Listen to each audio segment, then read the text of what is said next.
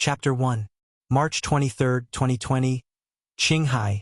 City. A young man dressed in a suit was walking home with a mask around his mouth and nose. In his face, you could see both tiredness and a youthful vigor. His appearance was above average. Not handsome, but somewhat pleasing to the eye. What was extraordinary about him was his eyes. His eyes were black just like everyone in the Republic, but if you stare at them, you would notice a strong and determined will. A will full with the drive to move forward. His name was Wang Wei. Wang Wei walked to his 3-bedroom apartment and put his mask properly on a hanger by the door. Just by entering the room, you could see that this was a somewhat luxurious apartment. This young man had achieved some success in his career at such a young age. Afterward, he took off his clothes, put on his slippers and got into the shower to wash off the tiredness of the day. "What a tired week," he proclaimed. "The director was driving us crazy." After a long shower, he began to prepare his diner for the day. Today's menu involved miso soup with a couple of side dishes. Afterward, he turned on both the TV and his laptop. Just by looking at the first page of his screen, you could see that Wang Wei was an avid fan of online novels. On the TV, you could hear a beautiful reporter dressed in a standard woman's suit talking with great exclamation, thus creating a sense of drama and tension to the audience. "Hello, everyone.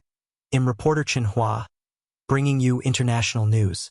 International space agencies across the world have discovered a cosmic phenomena that is spreading across multiple galaxies. As you can see in the sky behind me, there you can see something that resembles space cracks. We have invited academician Chen from the Chinese Academic Institute of Science and Technology to make a statement." Afterward, an old man with white hair and beard appeared. Just by looking at him, you could notice a scholarly temperament about him. Wang Wei, who was cooking, stopped and looked at the TV. The first thing he noticed was the slight resemblance between academician Chen and the reporter. Well, given the fact that they have the same surname, it would not be too far-fetched if they were family. Academician Chen took a mic and responded, "After analyzing the data, we theorized that an enormous amount of energy waves was making its way throughout the universe, thus affecting the gravity field of each galaxy to the point that the fabric of space itself was shaking." The academician went on to explain a bunch of scientific theory to back up his theory. You could see at a glimpse that he was very excited. His body exuded a vigor that was far beyond an old man in his 70s. Wang Wei watched the program with full concentration. He did not know why, but he had a hunch that something bad was going to happen. Do not think that this is just his feeling. Ever since he was young, he always had an extraordinary intuition. That intuition had saved his life many times and even greatly helped him in his career. Wang Wei was an orphan whose parents abandoned him since he was born. As such, he always lived in an orphanage ever since he could remember. Growing up without parents, he was forced to grow up early and matured way before his peers. At the orphanage, he became what you called a study tyrant and had the best grades of all the kids. The first time his intuition manifested was when he was 8 years old and being adopted. The director of the orphanage brought a couple dressed in a bunch of luxurious and high-brand clothes. They drove a car worth at least 2 million yuan. All the children were lined up one by one, dressed in the best outfit and tried to look as cute as possible. The couple checked each of them in order to pick the best. Finally, they chose Wang Wei as expected since he was the best among those children. However, the moment he was chosen, Wang Wei felt a terrible dread overflowing in his mind. The only thing in his mind at that moment was that if he went with that couple, his life would be more miserable than a street dog. He did not know how and why this feeling came, but he believed in it anyway. This was the first time that Wang Wei disobeyed the order of the director. Anyway, he refused to be adopted by the couple. In the end, 2 other boys and a girl were taken away by them. In fact, Wang Wei's intuition turned out to be right. In less than a month, a storm swept the national news that involving kidnapping children and selling them as sex slave. While watching the news, Wang Wei recognized the couples that wanted to adopt him as one of the main suspects of this massive operation. Unfortunately, the director of the orphanage was fired after the incident. However, Wang Wei became aware of his intuition and relied on it. 2 years later, Wang Wei used his intuition to choose a new adopted parents. This couple were not well off like the previous one, but had the financial capability to raise a child. It turns out that Wang Wei's intuition was right off the bat again. In less than 5 years, his adopted father's company rose like a comet with assets worth billions of yuan. Sadly though, with his parents giving birth to a biological son and the increase of fortune of the family, many problems were intensified. However, this is not an influential part of this story, at least not yet. Another instance in which Wang Wei's intuition saved his life was when he was in high school. As one top study tyrant of his school and one with a prominent background, Wang Wei had attracted the eye of his school goddess. After she confessed her feelings and he accepted, one of her suitors could not accept his goddess being defiled by a nerd. So he decided to take matters into his own hand. He hired a bunch of thugs to beat Wang Wei when he was on his way to cram school. After school that day, Wang Wei was headed to cram school when a dreaded feeling overwhelmed his mind again. This was the same way he felt the day of his first adoption. Without hesitation, he called a taxi home. Upon arriving, he told his mother that he was not feeling well, so he skipped cram school that day. The second day after the incident, he learned at school that some poor student was beaten by gangsters. It so happened that said student went to the same cram school as Wang Wei. Coincidence? I think not. Afterward, Wang Wei used his intuition on many major decisions of his life. What school to go to, what professor to get along with, which coworker to get along with, which friend is truly trustworthy, which project at work that had potential and which looked good on the surface but were prone to problems.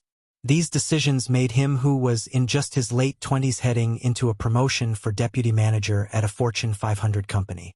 Now back to the present. Wang Wei was watching the news with worry on his face. He pondered what action to take. At the same time, many places in the world were in chaos. The cracks in space that were small and visible in only some places began to expand exponentially. They look exactly like when the character Whitebeard from the anime One Piece used his Devil Fruit ability. As the cracks became more visible in the sky, panic and chaos spread across the globe. People began to wonder, is this the end of the world? Chapter 1.1 Suffering Makes the Heart Grow Stronger Part 1. Few months have passed since Wang Wei had a meeting with the upper management of the sect. Soon after the meeting, the Supreme Elders, which all had the cultivation level of Supreme Realm, quietly left their place of retreat. This was actually world-shaking news. In the last generation, for some reason, the path of Supreme was entirely cut off. No matter how powerful or heaven-defying a heaven chosen was in the last generation, no one could enter the realm of Supreme. This was the reason that Wang Wei's father was still in the realm of Saint. As for Wang Wei's generation, many of the heaven chosen have just been born and have not even started cultivating yet. And if they have, they are in a low-level realm. In fact, many of them have not even proven to the world they can gain the title of heaven chosen. The reason people already called them that is because once they were born, many heaven phenomena appeared just like Wang Wei. Furthermore, many people born with a special physique appear at the same time all over the world. Especially people with special bodies in the 3000 heaven physique list. This was a list certified by Heavenly Tao itself. What's even more shocking is that 2 of the top 3 physique already appeared. Throughout the history of the Myriad Emperor plane, the appearance of one of the top 3 physiques was rare enough, let alone 2 appearing at the same time. As a precedent, once that happens, it can only mean one thing. The 3 top physiques will be born at the same time and a glorious time will be born. The fight for heaven will be a fierce one. Heaven chosen will be everywhere like dogs. As such, the emperor created in this era will be a very powerful one. Coming back to the topic. The appearance of the Supreme Elders brought a shock to the world, since they technically have not seen a Supreme Realm for close to 2 generations. Although the Supreme Elders tried to be as low-key as possible, when the Tao opening sect started searching for some rare and precious materials, the powerful groups of the world sent their spy agencies to acquire news. These sects did not find specifically what the Tao opening sect was doing, but they still got some news. Furthermore, when the Supreme Realm powerhouse of the Fox Demon clan moved the whole clan to a domain that belonged to the Tao opening sect, the whole world knew that something big was happening. After a few months of work, the polishing Dao Heart Pagoda was successfully refined. The only reason it took such a short time was due to the fact that many Supreme Realm powerhouses worked together as a team, and it turned into a quasi-emperor artifact. Wang Wei learned from the library that weapons in this world were divided into 7 ranks: Profound, Earth, Heaven, Saint, Supreme, Quasi-Emperor, and Emperor. In fact, there is another rank called Immortal Weapons. According to the information in the library, immortal weapons are more powerful than Quasi-Emperor, but far inferior to Emperor weapons. After seeing this, Wang Wei went and asked his father about immortal weapons, but his father quickly shushed him and told him never to talk about these unless he reached a certain level. From what Wang Wei observed the past few years, anything related to immortal seemed to be a taboo or some sort of open secret that you have to reach a certain level of cultivation and status to know. In the end, Wang Wei had to sigh that the waters in this world were indeed deep. The reason that the polishing Dao Heart Pagoda reached the level of Quasi-Emperor instead of the Supreme Tier has to do with Wang Wei. At an early age, Wang Wei discovered that illusion had little to no effect on him because of his mysterious soul. So, to make sure that the pagoda had an effect on him when it was being refined, he released a small part of his soul in it. Thus, after passing the heavenly tribulation, the pagoda reached the level of Quasi-Emperor, which surprised many people. Today was the day that the pagoda opened. Wang Wei stood in front of it with an excited face. There was a little fat boy standing half a step behind him. This boy's name was Li Jun. He was Wang Wei's only true brother in the Dao opening sect. Li Jun's life in the Dao opening sect was somewhat of a tragedy. The polishing Dao Heart Pagoda was his only chance to change his future. So, he stood there with a look of determination on his little chubby face. Soon, the pagoda started working. Wang Wei, Li Jun, and many core disciples entered and started their journey. As for the inner and outer disciples, they have to wait for their turn. In the first layer of the pagoda, Wang Wei found himself in a vast and endless desert. His body looks and feels ordinary. Despite the fact that Wang Wei is 8 years old, his original body was as strong as an Olympian athlete in his previous life due to all heaven and earth treasure he consumed daily. Even the milk Wang Wei drinks every day is from a powerful beast with high cultivation. All of these is to lay a solid foundation for his future cultivation. Only Emperor-level forces can afford the resources to train true heaven-chosen like Wang Wei. However, in this pagoda, Wang Wei's body is quite ordinary, and even a little malnourished. But he did not care. He knew this was part of the test. He packed the little food and water he was given. After inspecting his body, Wang Wei began to walk in a direction. He walked for 12 hours straight. Soon he became thirsty and hungry. He took a bite of his bread, drank a little water, and continued his journey. 3 days passed, and Wang Wei continued walking without direction. His clothes were tattered. His shoes were already burned by the heat of the desert sands, and his feet were full of blisters. His body was full of both burn marks from the overbearing heat of the sun and frostbite from the cold wind of the desert night when the temperature dropped below freezing point. For some reason, the amount of food he had never increases or decreases. Just the right amount to keep him alive, nothing more and nothing less. At this point in time, Wang Wei became quite delirious. There was a voice in his head constantly telling him to give up. It was telling him that he was the future sacred son of the Dao opening sect, that he was born noble. He did not have to go through such pain and suffering. Many times he wanted to listen to that voice. Many times he wanted to quit or even kill himself to end this misery. But every time he would think of his mother, father, and grandfather. He would think of the expectation that the sect had of him. He would think about his goals of one day bearing heaven will and proclaiming himself emperor. He gritted his teeth and continued. Soon 7 days passed. Wang Wei's body was slowly falling apart. He was so skinny that his clothes became loose on him. Underneath his shirt, you could not even distinguish between his skin and his ribs. His arms were so thin that you could use it as a ruler. The skin underneath his foot has been burned off. You could only see his muscle oozing out blood with every step, leaving a trail of blood, hardship, and misfortune. Wang Wei's body was simply not functional anymore. He was moving simply by his sheer will and determination. Despite all this, he continued his walk forward. Not even death itself could stop him. Meanwhile, outside of the pagoda, the elders and disciples were shocked. There was a formation that showed what was happening inside the pagoda for the rest of the people to watch. The result of many of the disciples were quite abysmal. Few were able to last more than a couple of hours. The best result so far was the rank first contemporary sacred son, which lasted 3 days. 2 people lasted the longest, 7 days. One of them was of course Wang Wei, the other, surprisingly, was Li Jun. Chapter 2. While the whole world and government of different countries were trying to find the cause of this phenomena and how to properly deal with it, something incredible happened to Wang Wei. As soon as his intuition took effect, he got up and ran outside. Unfortunately for him, before he got far, a space crack suddenly appeared and swallowed him. Afterward, Wang Wei found himself traveling in a vacuum-like environment, except that there was no planet or stars around him. The only thing around him was darkness. Sadly for him, it did not take long before his body was destroyed. The only thing remaining of his existence was a milky white cloud-like substance that he assumed to be his soul. "Damn, I'm in big trouble this time," he proclaimed. "I have to find a way out of this situation or I will definitely die." Many negative emotions were going through his head, but he forced himself to calm down. He focused his attention around while ignoring the fact that his soul was slowly dying out. He soon noticed a bunch of blue light spots scattered around in the void.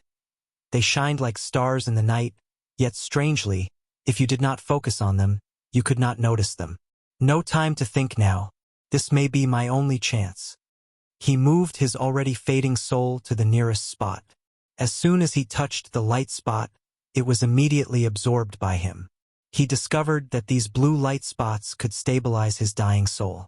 Afterward, he moved his soul and absorbed as many of the blue spots as possible.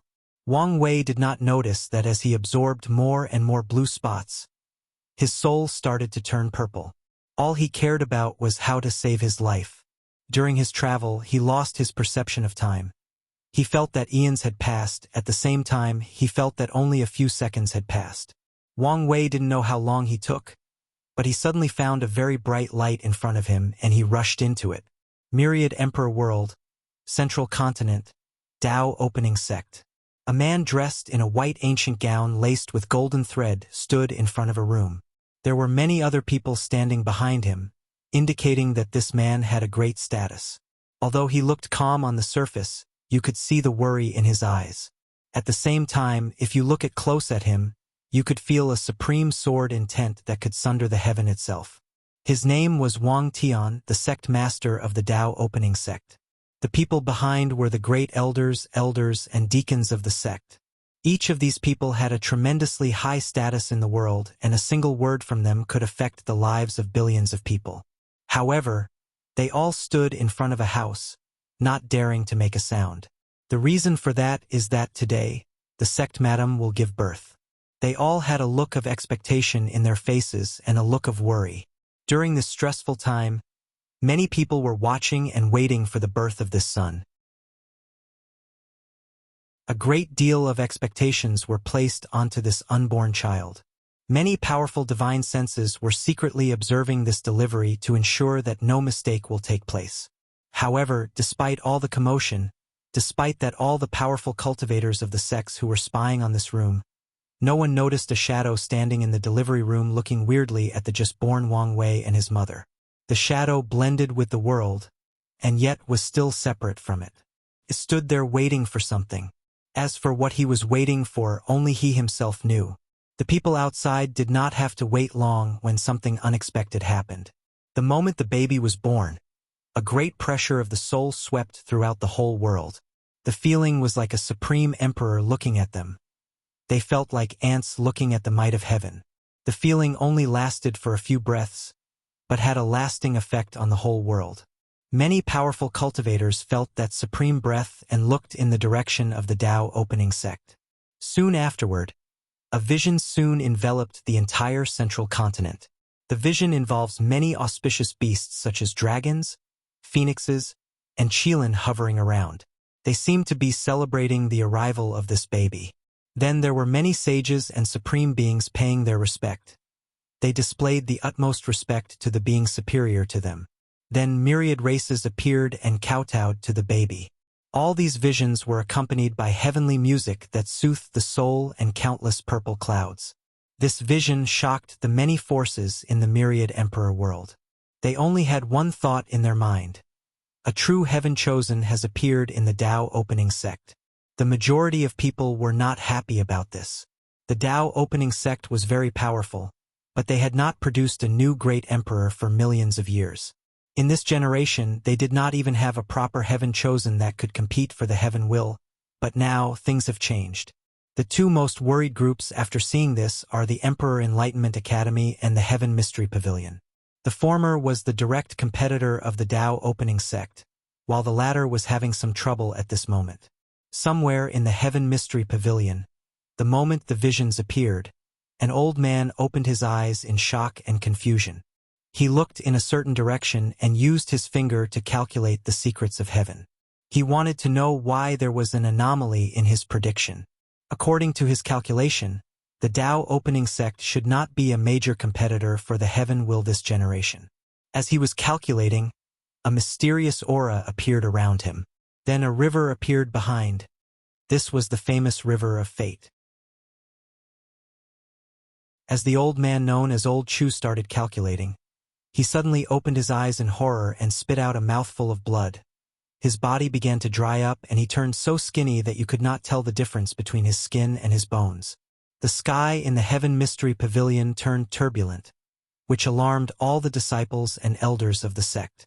When the pavilion master found the old man, he was shocked and said, "Supreme Elder Chu, what happened? What's wrong with you? The secrets of heaven are in chaos and have been hidden. In this supreme era of resurgence, the impossible will become possible." After saying this, Old Chu passed out. The pavilion master and elders of the Heaven Mystery Pavilion were greatly surprised. The Supreme Elder Chu was currently one of the best cultivators good at divination that was active, but he suffered from such serious backlash. Soon afterward, news of the incident that happened in the Heaven Mystery Pavilion was spread throughout the world. Everyone knew that an undercurrent was going on. This generation's fight for the heaven will be full of ups and downs. It will not be as simple as past ones. Meanwhile, in the Tao opening sect, Wang Wei opened his eyes and soon realized that he was a baby. Meanwhile, the moment that the shadow was waiting for arrived, and a look of anticipation could be seen in his face. Of course, that is if anyone could actually see him.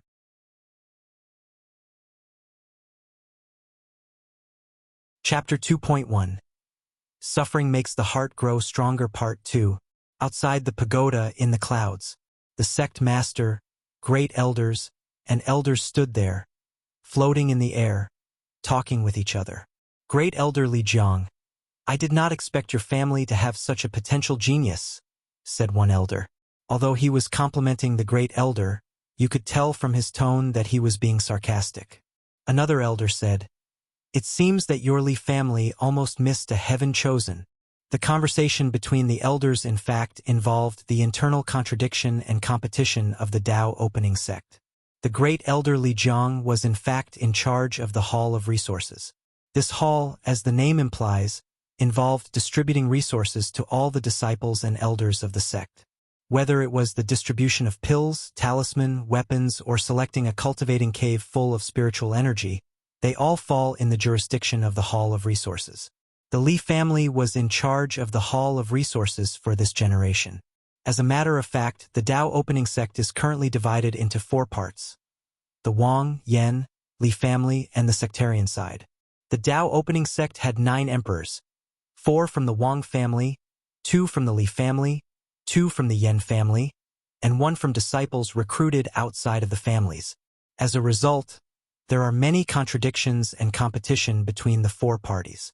Li Jun is in fact the young master of the Li family, and great elder Li Jiang is actually his father. However, Li Jun's life in the Li family is not very well. There is a glorious time coming in the world, and many of the 4 groups have talented people to nurture to represent them in the grand stage that is about to come. However, the Li family does not well, at least the main branch of the family does not. Li Jun, as the sole heir of the Li family, was not born extraordinary. Although Li Jun's talent is good if he were placed on the lower planes, he would be a heaven-defying genius, but, in the myriad emperor plane, in this glorious times coming, he is simply insignificant. As such, his life in the family is quite hard. Although he still receives all the training and resources necessary, he has no status. Even the servants in his house always gave him a cold look. What's even worse is that when the kids from the Li family branch bullies him, and no one comes forward to stop them except for his mother. As such, Li Jun's evaluation in the family is someone that is not worth training. His life only got better after he started hanging out with Wang Wei. So, you could imagine the shock the elders had after seeing his performance in the pagoda. Great Elder Li Jiang blushes with shame upon hearing the others' comments. How would he know his son has such a powerful will? Although he always feels bad for his son, as the patriarch of the family, he is trained from birth to put the well-being of the entire family before the need of the individual, even when it comes to his own blood. Of course, Li Jiang is not a completely heartless and terrible father. He tried his best, otherwise Li Jun would not have received as much resource as he did now. The noble families like the Li and Wang are ruthless. They do not raise anyone who has no value. Back to the pagoda. After 8 straight days, Li Jun's body collapsed in the desert and he was sent out the pagoda. His body was in fact in perfect shape, as the pagoda trials are just powerful illusions. But when Li Jun was sent out, he was still immersed in the trial. As soon as he got out, he started screaming, "Water, water! I need water!" His father, who was in the cloud, instantly appeared before his son and fed him some water. Afterward, Li Jun passed out and was taken away by the great elder. Soon, many murmured of the disciple began to spread throughout the venue. Was that Li Jun who passed the trial?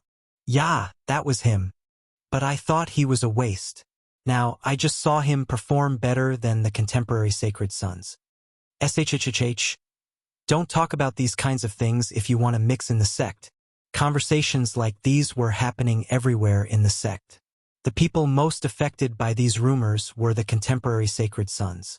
In the Tao opening sect, the disciples were divided into outer disciples, inner disciples, and core disciples. The top 10 core disciples were referred to as contemporary sacred son. They compete with each other and the winner will win the status of sacred son. What is a sacred son? The sacred son represents the future sect master of the Tao opening sect. It represents having most of the resources of the sect at your disposal. The sacred son status is second only to the sect master and the great elders of different halls. The sacred son even has the right to mobilize the elders, which are all in the saint realm when necessary. As such, many disciples are competing for the status of the sacred son. In fact, Wang Wei was designated as the sacred son the moment he was born, but this news was not announced yet. Although this was unfair to these disciples, this is how things are in a sect controlled by powerful groups. Of course, things are not as simple as stated. When Wang Wei becomes the sacred son, he has to prove to the contemporary sacred sons and all the other disciples that he deserved such title. Otherwise, his status would be nothing but empty air. So, a fight is imminent between Wang Wei and them sooner or later. Although Li Jun escaped the pain and misery of the desert, Wang Wei did not. Soon 13 days passed, and Wang Wei was still walking. All people could see on the screen outside of the pagoda was a skeleton with worn-out clothes walking in the endless desert. Soon, the skeleton's body started to decompose into the tiniest of sand particles blowing away by the desert wind. Wang Wei was ejected out the pagoda after a 13 days arduous journey of non-stop walking. It took Wang Wei a few moments to process the fact that he had escaped the endless desert. In this brief moment, a great change had occurred to Wang Wei. In his mature and wise eyes, you could notice an iron will of determination. A will that could make even the most ruthless man tremble. A will that could inspire courage, dedication, and foolish bravery to all his allies. A will that could install fear in the heart of his enemies, even if he was the devil itself. After Wang Wei regained his composure, he scanned at all the disciples that were looking at him. Everywhere his eyes went, the majority of the people put their head down out of fear, while the rest looked at him with reverence. Soon afterward, Wang Wei passed out and started to fall down. However, before he hit the ground, his father appeared out of nowhere, caught him and immediately left.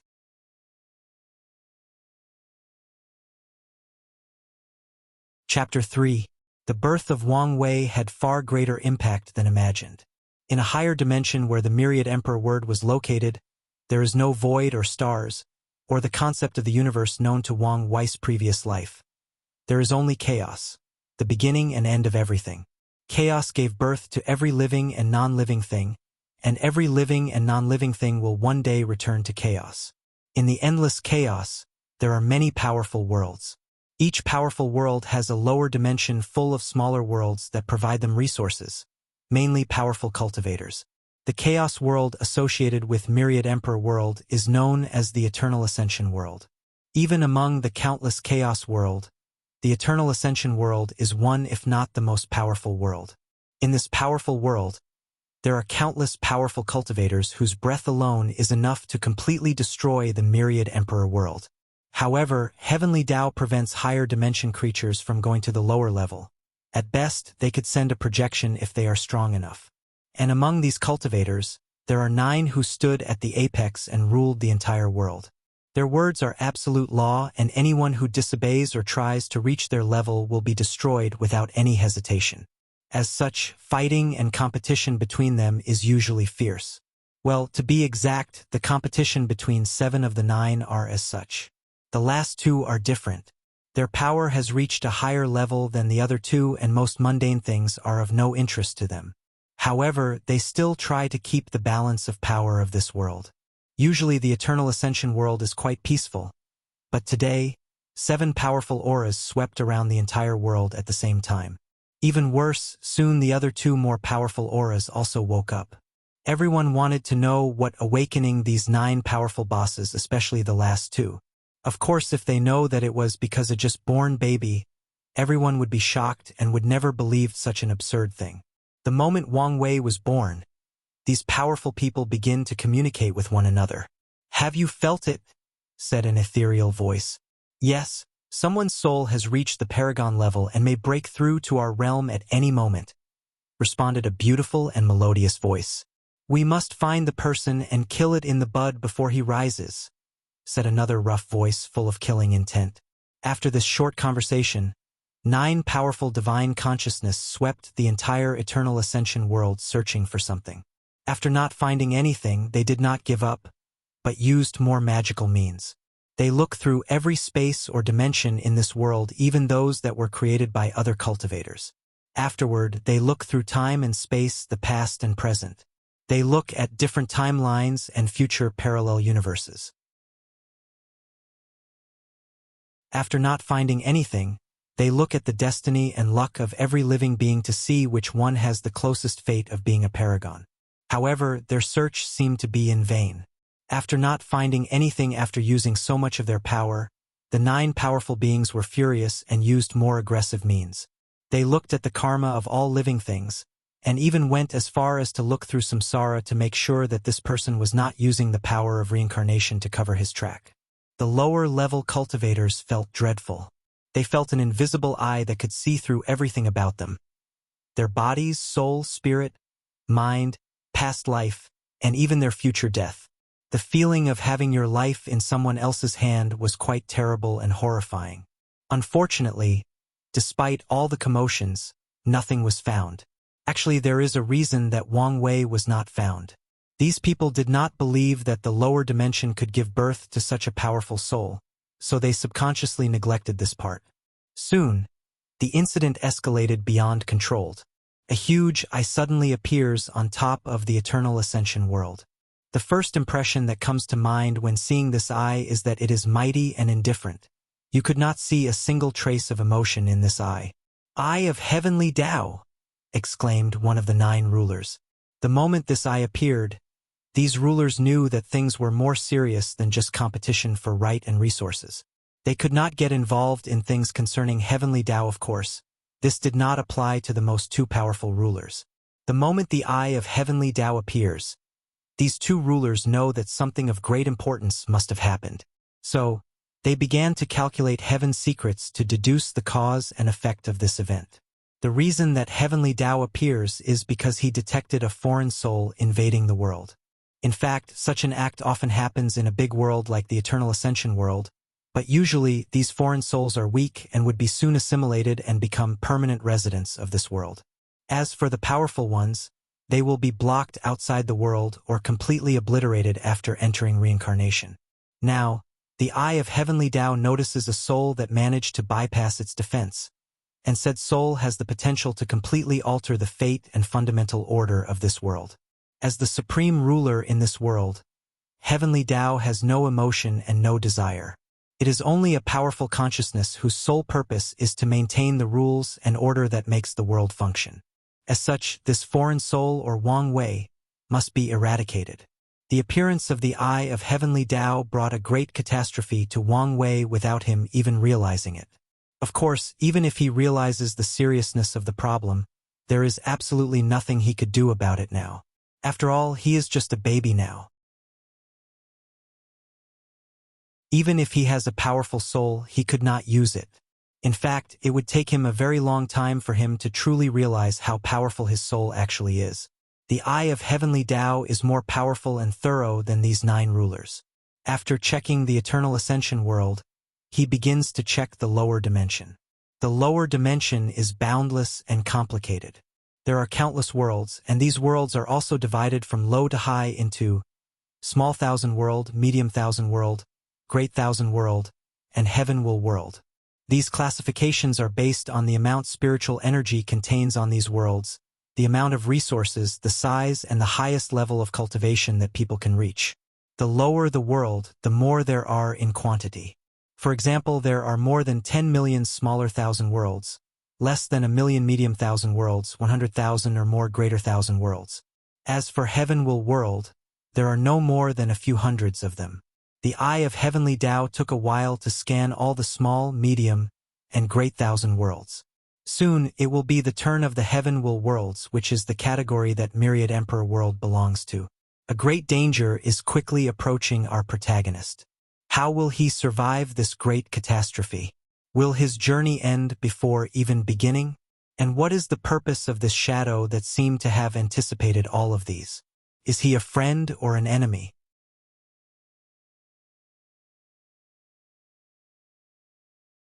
Chapter 3.3 Suffering Makes the Heart Grow Stronger Part 3 In a mountain floating in air, there was a very large residence made entirely out of wood.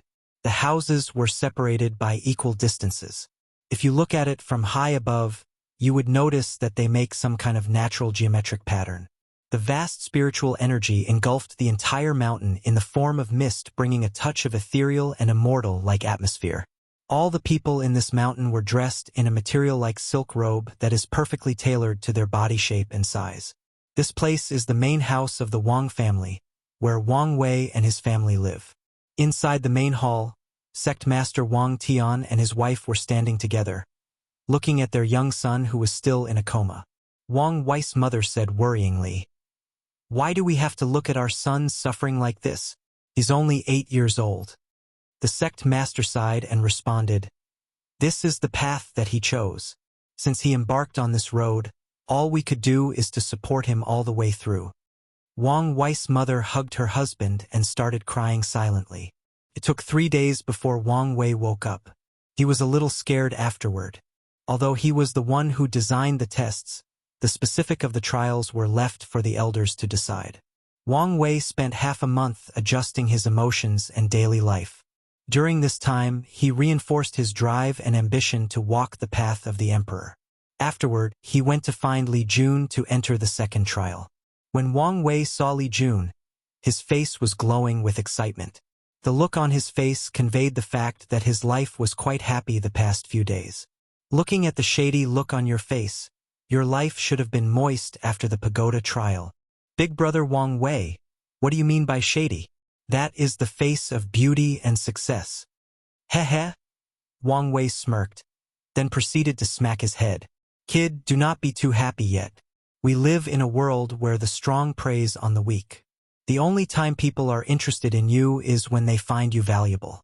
Do you think passing the first layer of the pagoda is enough for the Holy Family to completely value you? Remember, in this world, only strength, only results will give you the status and honor you desire. After hearing Wang Wei's words, Li Jun immediately recovered from his excitement. As his big brother said, the result he has accomplished now is not enough for him to change his situation. Now, things look all good, but that was the result of the recent hype of the pagoda trial.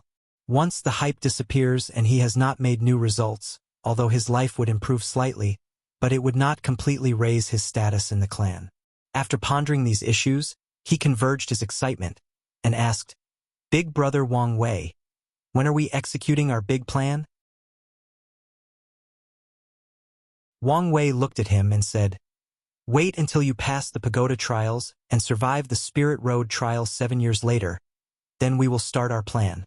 Li Jun nodded, and then he became reserved just like he used to be. Noticing the change in temperament of his little brother, Wang Wei nodded in satisfaction while heading to the pagoda. As he walked toward his destination, Wang Wei started thinking about the day he met and became friends with Li Jun. At that time, he was 3 years old. He had just awakened a new ability. When he was 3 years old, Wang Wei discovered that his eyes could see an illusory dragon on top of people's head. The dragons were of different size and color, the colors being red, orange, yellow, gold, and purple. Even he himself had a purple dragon above his head.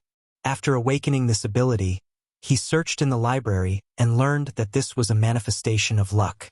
In this world, luck is a real and observable thing. As such, the color of the dragon determines the level of luck someone has, with red being the worst and purple gold being the highest. In fact, not everyone has a dragon that represents luck. According to the knowledge he acquired, luck is divided into carpfish, snake, flood dragon, and true dragon. The majority of cultivators have the luck of a snake, as having the chance to cultivate itself is a manifestation of luck.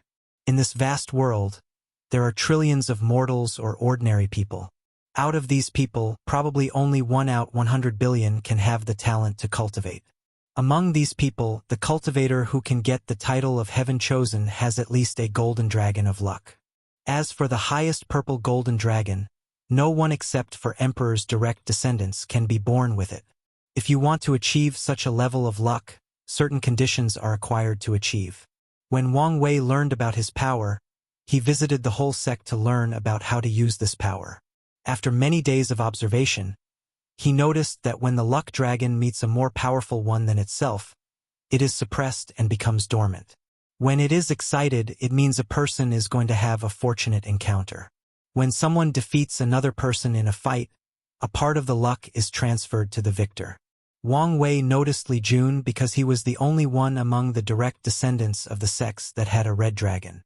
On that fateful day, Li Jun was besieged by a group of kids who were constantly beating him, even though he lied in the ground defenseless.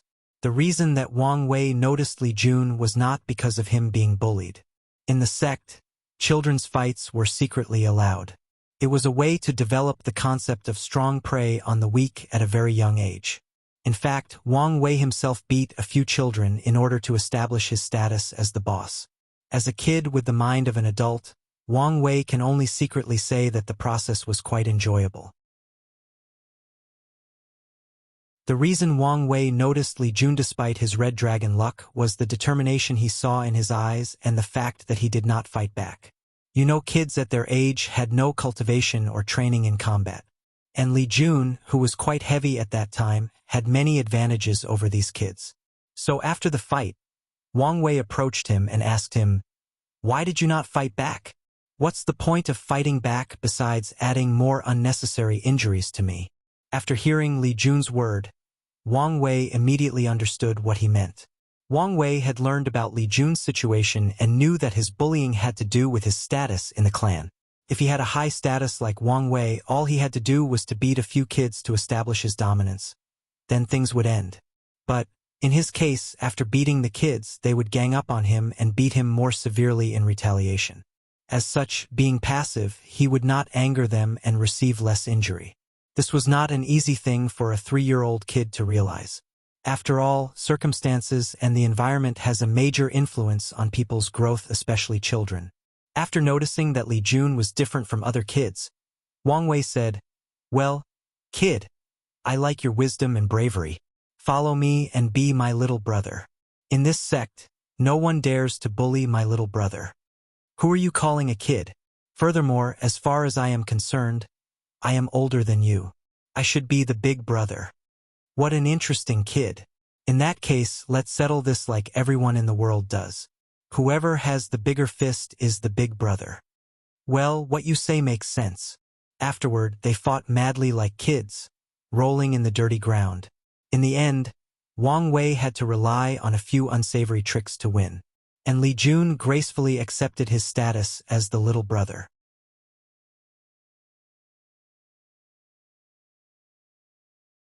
Chapter 4. A great deal of danger was quickly approaching our protagonist, even though he was not even aware of it. As the scanning of the eye of heavenly Tao approaches the myriad emperor world, a great change suddenly happened. The whole universe suddenly became quiet. All lives in the universe, whether they were in the multiple chaos worlds in the higher dimension or the near infinite amount of worlds in the lower dimension, suddenly stopped whatever they were doing and silently looked up in the sky. Trillions upon trillions of lives who had different identities, different race, and different cultivation levels. When they raised their head, all they could see was a young man dressed in purple robes standing over them. To be precise, he seemed to be standing above the whole universe. It did not matter where you were, how far apart you were, what size you were, whether you were an existing or non-existing being, whether you were a sentient being or not, anything of existence or non-existence could see this young man. The inhabitants of the universe could not see the face of this man, but somehow they could see his temperament and both his eyes. The man gave the feeling that he was free and unfettered, that he was not bound by worldly tether, that his actions were bound solely by his desires. In other words, he could do whatever he pleased whenever he wanted. He was transcendent. He was detached. And then there were his eyes. In his eyes, you could see the fate of all living beings and things, their birth, growth, and destined destruction. It was a beautiful yet horrified cycle. When seeing those eyes, people would immediately ask themselves, does fate really exist? Is our life from birth to death already set like a written story? So, who is the author? And how can we escape such a shackle? Maybe this man knew the answer. Unfortunately, he was not here to answer our questions. Despite this, we are still happy to be in his mere presence. Right after the young man showed up, a gigantic eye also appeared on top of all living beings. Unlike the man who was a mystery to people, all living things instantly recognized this eye despite not having any prior knowledge of it. It was as if the cognitive knowledge of this being was instantly placed in their mind. This was the Eye of Great Tao. In this chaotic universe, there are many chaotic worlds like the Eternal Ascension world. Each chaotic world has an Eye of Heavenly Tao to manage it and keep it in order. The collective chaotic worlds and its Eye of Heavenly Tao can be called the chaotic universe. Thus, the Eye of Great Tao is essentially the boss or ruler of the entire chaotic universe. There are two types of Eye of Great Tao, ones with emotion and the ones without. As for how the differences come about and what effect they each have, well, that's information that our protagonist will have to discover for himself in his journey. However, it seemed that the one that just appeared is without any emotions. Despite this, the moment the Eye of Great Tao looked at the man that seemed to be standing above him, it felt something that seemed to be buried deep in his memories. Fear. It was not that the Eye of Heavenly Tao suddenly learned to have emotion. No, it was more like an instinct when a lower life form came face to face with a higher one.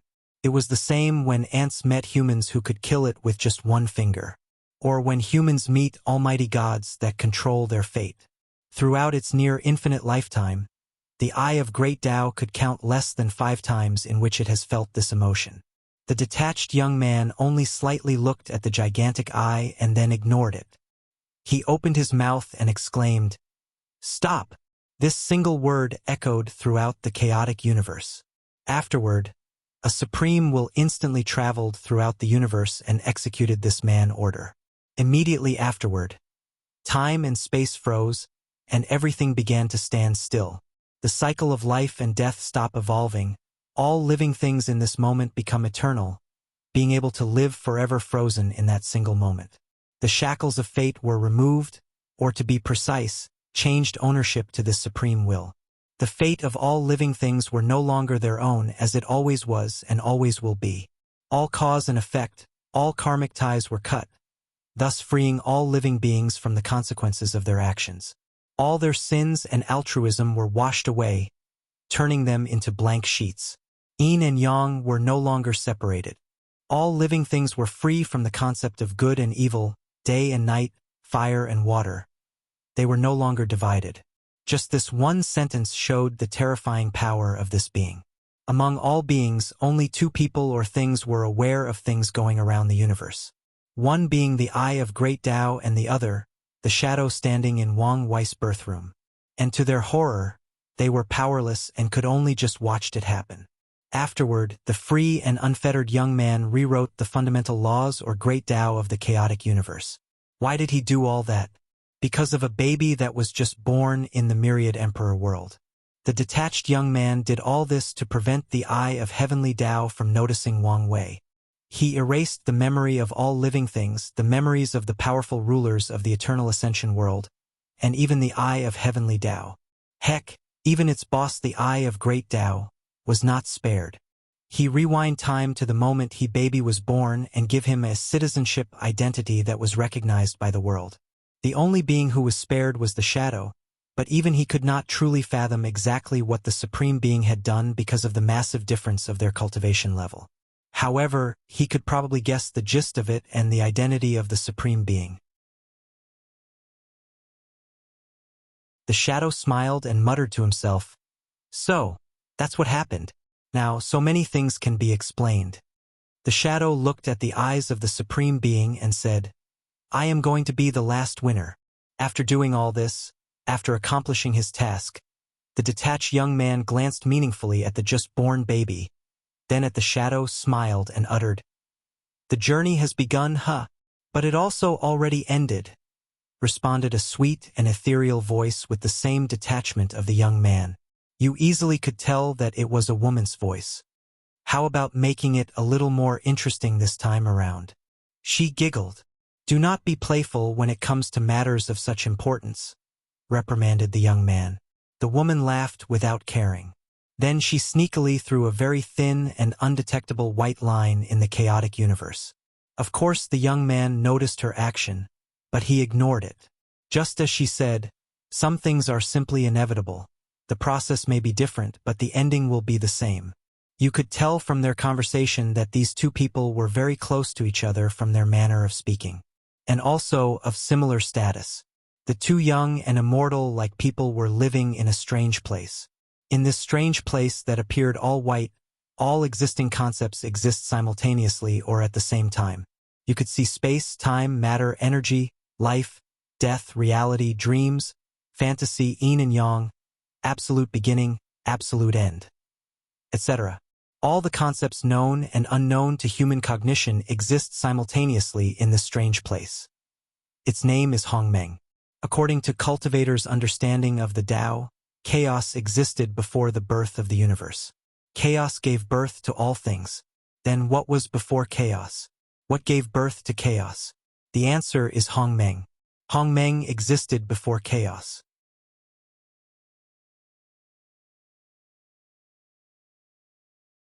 Chapter 4.1 What Price Are You Willing to Pay for Power? Part 4 While Yu Yen closed her eyes and waited for her fated death, Wang Wei's bright red sword stopped 1 millimeter away from her heart. No matter what Wang Wei did, he could not push the sword forward. This 1 millimeter represented a chasm that separated his last trace of humanity. It also represented his destined path. Cross that chasm and he will no longer be human. He will turn into a slave of power, a puppet of fate. Walk away from it, he still has a chance at redemption, a chance to try to place the control of his fate in his own hands. Wang Wei looked at his mother. Then memories that were engraved deep in his memories flooded his mind. He remembered the reason that he started in this path of pursuing power. It was to protect his mother from the persecutions of the other clans. But now, years later, he has forgotten his original purpose. His desire for power slowly consumed him like blood flowing out of a person's cut artery. Then it suddenly dawned on Wang Wei that the most difficult thing about cultivating was not the process of reaching high realms.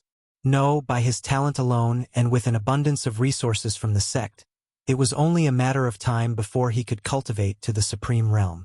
The real difficulty of cultivating was how to remember his original purpose, his original heart. Cultivators live a very long life.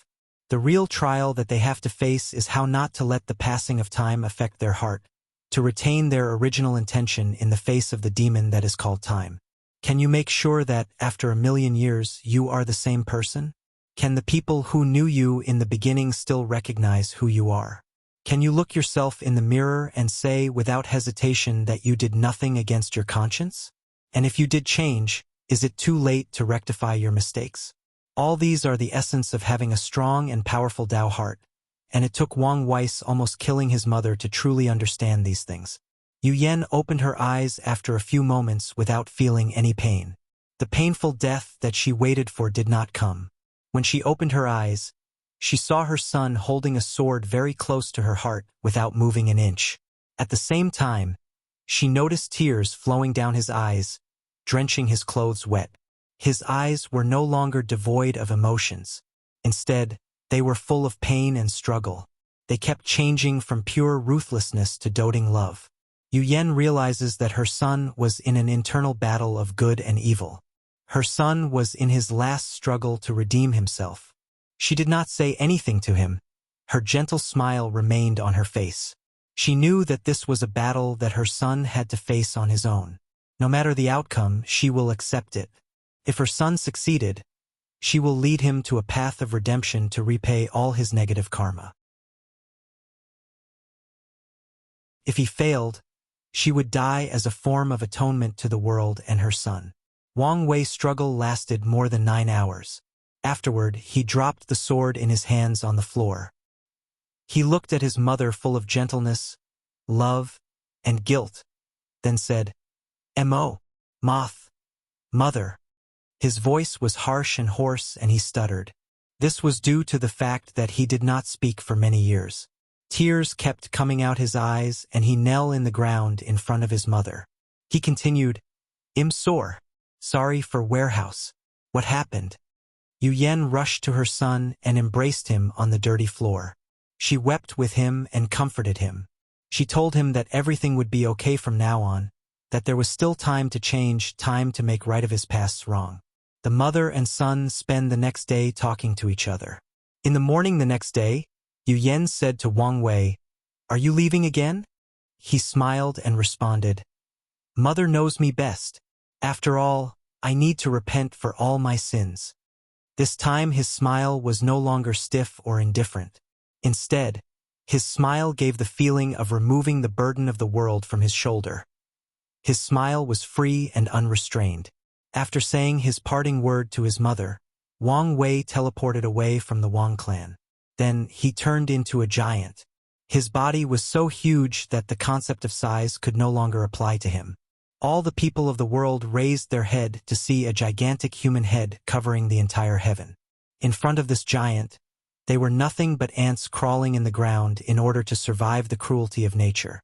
And this giant was at the top of the food pyramid.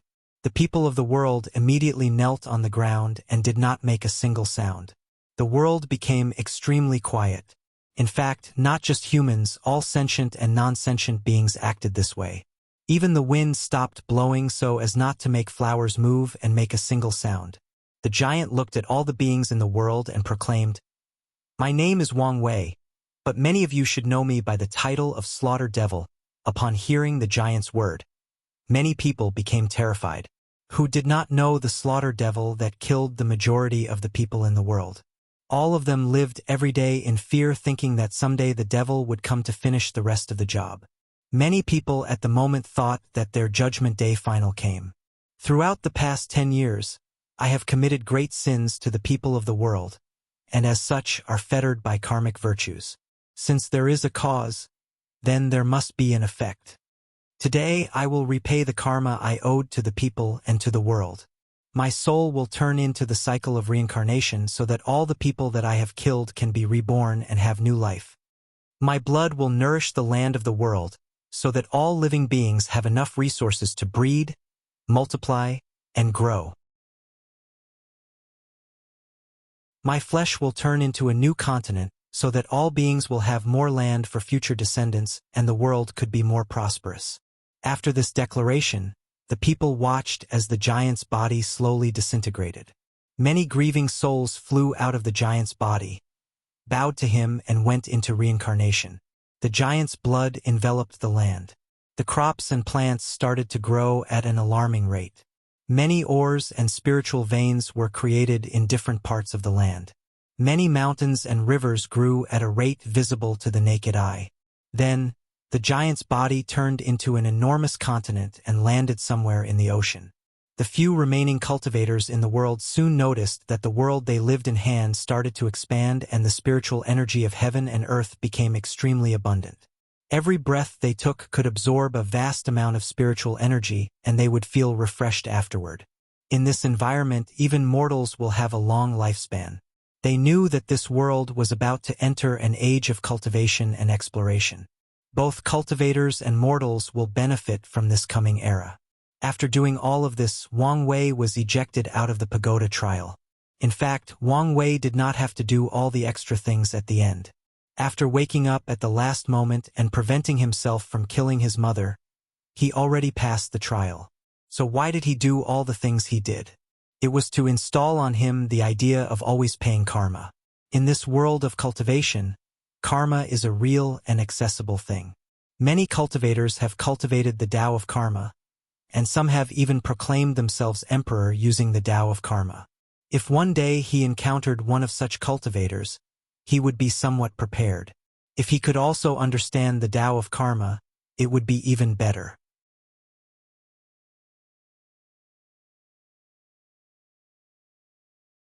Chapter 5. The moment Wang Wei was born and the vision stopped, his father named Wang Tian rushed inside to see his son. There, he saw his wife holding a cute baby with clear, pure, and intelligent eyes. He walked over and held his wife with his newborn son. Although his wife had just given birth, there was no such thing as weakness. After all, she was a cultivator as strong as her husband. She happily hugged her baby with her husband while playing with him. "Husband, how about naming our son?" Wang Tian hesitated a while, then said, "I don't think that's a good idea. Maybe we should call my father for him to name our son." But father-in-law has been cultivating in the Supreme Elder Cottage for many years and has not come out. Is it necessary to disturb him now? Wang Tian pondered his wife's words and realized she was right. His father had been cultivating in retreat for hundreds of years, and only on some occasions he would communicate with his son. Just as Wang Tian decided to give his son a proper name, a powerful and domineering laugh echoed throughout the Tao opening sect. Soon, an elderly man walked in the birthing room.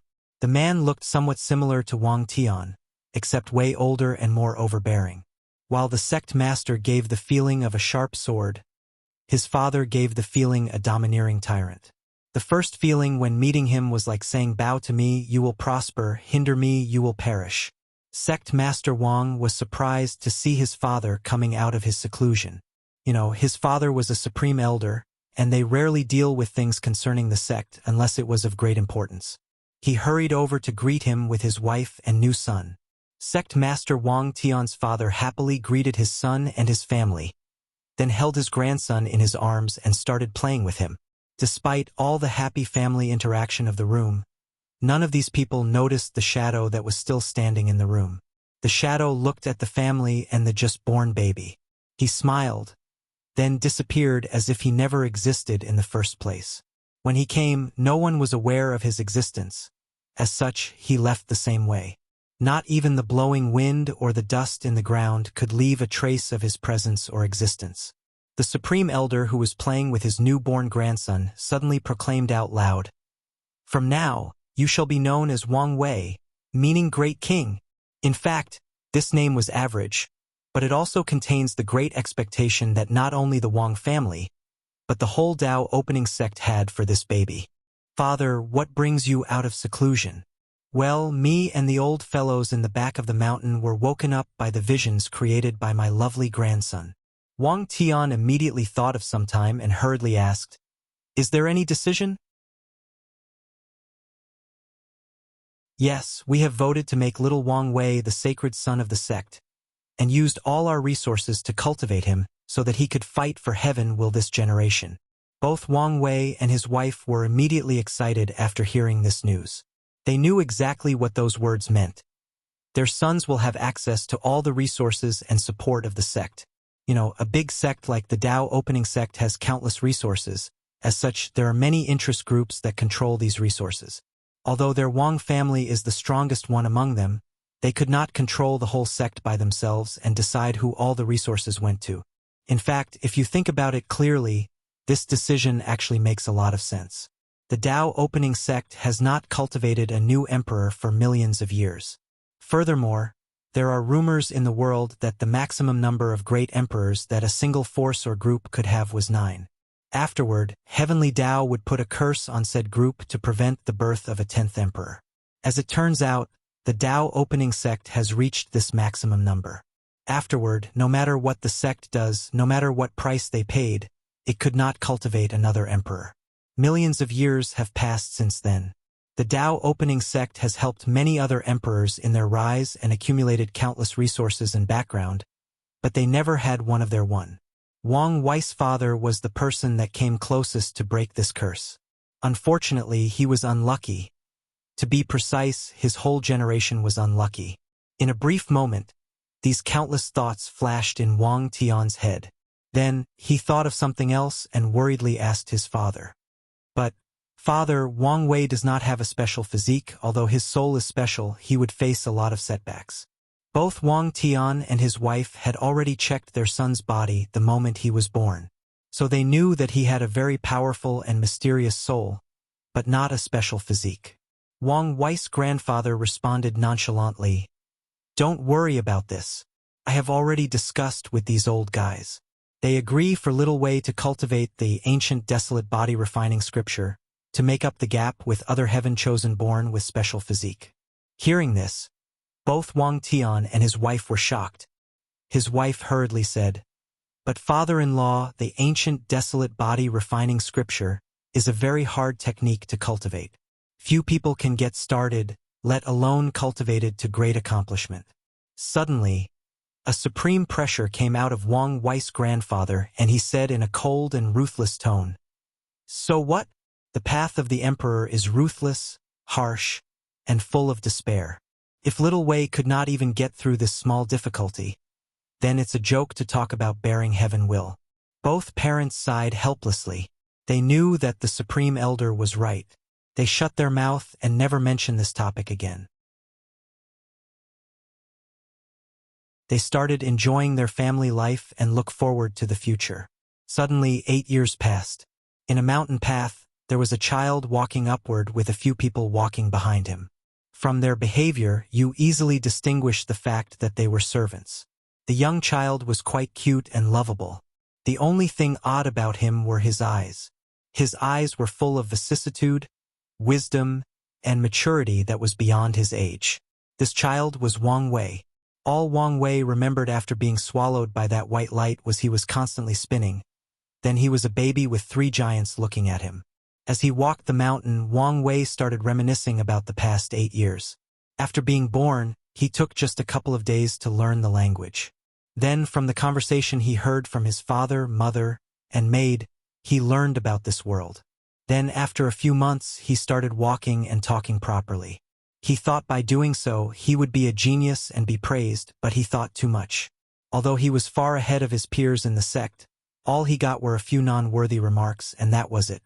Later, he learned that there were little sages born in this world. The moment that they were born, they could walk and talk. They knew many truths in this world and could enlighten others. His little achievement was not so rare. Later, Wang Wei plunged into the sect's library and learned about the world. Although Wang Wei already knew that this was a world of cultivation, but he was still shocked and excited when he truly came in contact with it. Cultivation in this world is divided into 10 realms: body refining, divine sea, divine altar, supernatural, divine body, primordial spirit, void shatter, saint, and supreme. After arriving in the supreme realm, all the qualified heaven chosen would battle it out. The winner will carry heaven's will, prove their Tao, and become a great emperor. As such, in every generation, there could only be one great emperor. The winner becomes supreme while the loser gets nothing. And what is a great emperor? Great emperor means that you are above all myriad beings.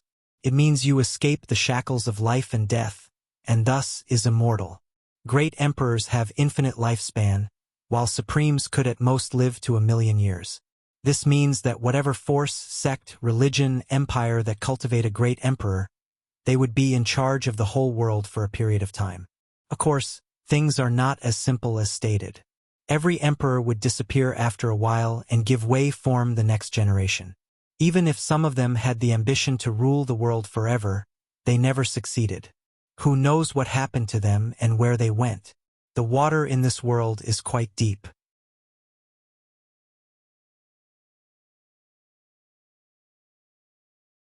Chapter 6.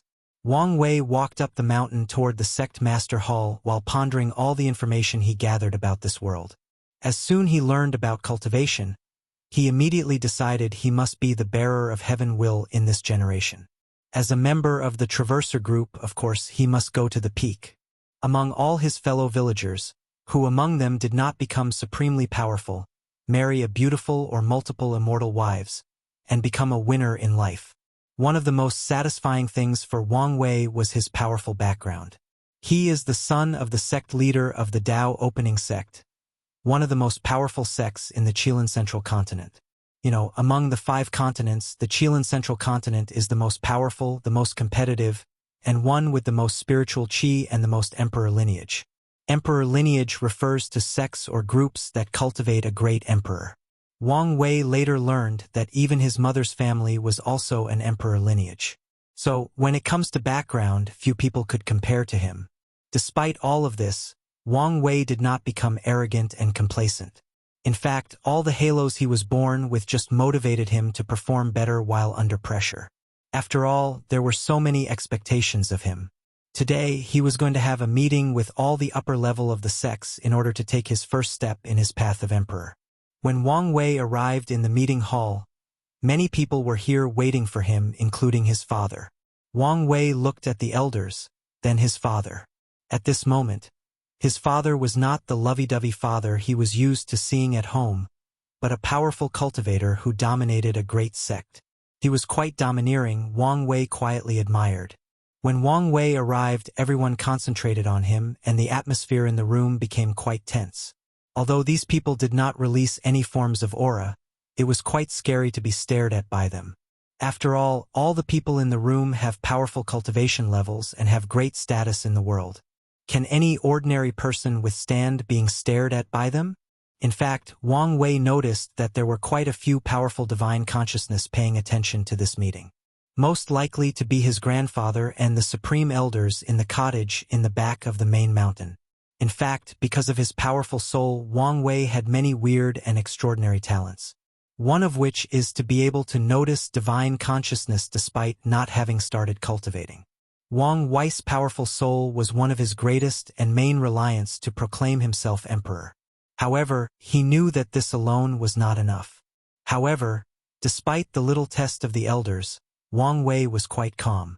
In his past life, he had trained himself to maintain a poker face when meeting with his boss. "Young master, why did you call all of us for this meeting?"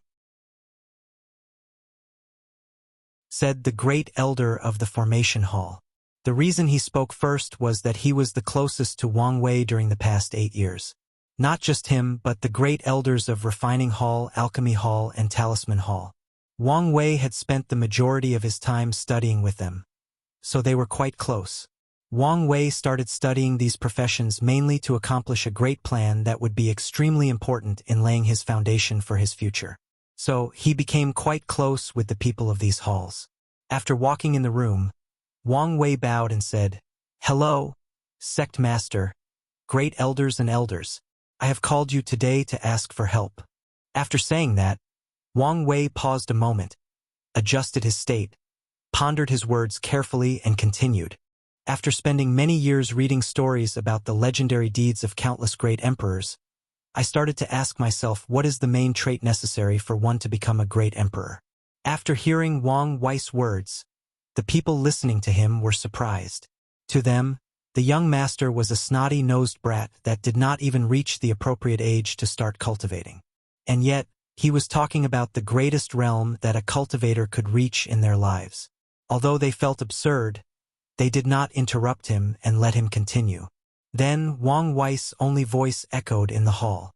Does it require great talent to be an emperor? No, there have been many emperors with mediocre talent that defeated many heaven-chosens and succeeded the throne. If not talent, then maybe resources? No, there have been quite a few emperors that were loose cultivators. By relying just on themselves, they acquired countless resources and took the throne from others with much more abundant background than them. Powerful cultivating scriptures and Tao technique? Still no, many emperors have relied on ordinary scriptures and technique. Then, by their own effort, elevated these scriptures into emperor-level scriptures. Maybe hard work is the key? What a joke. Without hard work and dedication, no cultivator would ever reach sainthood in their life, let alone bear heaven will. Cultivating is like sailing a boat without going forward, then you are going backward. Then the answer is possibly luck, but luck is illusory and destined by heaven. We cultivators cannot yet affect the ways of heaven. So what is the answer? In my opinion, the answer to this question is an unbreakable Tao heart. Having a firm Tao heart means that no matter what defeat, despair, and pain you encounter, you could still move forward. A firm Tao heart means that no matter the obstacle, you have a mind to pursue the great truth of the Tao. Cultivating is like sailing in a sea of bitterness. The body is the boat, the soul is the sail, the cultivation is the wind, but the Tao heart is the compass that leads to the other shore. Cultivating is a path of defying heaven. Without a grand and encompassing Tao heart, how can one bear heaven will and proclaim themselves emperor? After finishing his speech, a grand and mighty aura came out of Wang Wei's body. Behind him, you could see a gigantic figure that vaguely resembled him looking down at myriad beings bowing to him. He was powerful and majestic. Unfortunately, the figure was quite illusory and soon faded away. The people in the room and the ones secretly watching saw that figure were shocked. Then they were very excited. They knew what that shadowy figure meant. This was the sign of a young emperor. Although Wang Wei had not fully condensed this figure yet, the fact that he had the potential was more than enough. What is a young emperor? That is someone that displayed the quality and abilities of the great emperor before they reached the realm. The title of young emperor cannot be given to just anyone. The majority of great emperors did not have this title when they were young. And those who did, once they prove the Tao and bear heaven will, they will become legends among emperors. Among great emperors, there are differences between weak and strong. Of course, being a young emperor does not necessarily mean that you will become an emperor. It just means that you will be one of the main contenders, that's all. As such, for the Tao opening sect, the young emperor talent displayed by Wang Wei gave them a lot of confidence. After all, they were betting a lot for this generation heaven's will.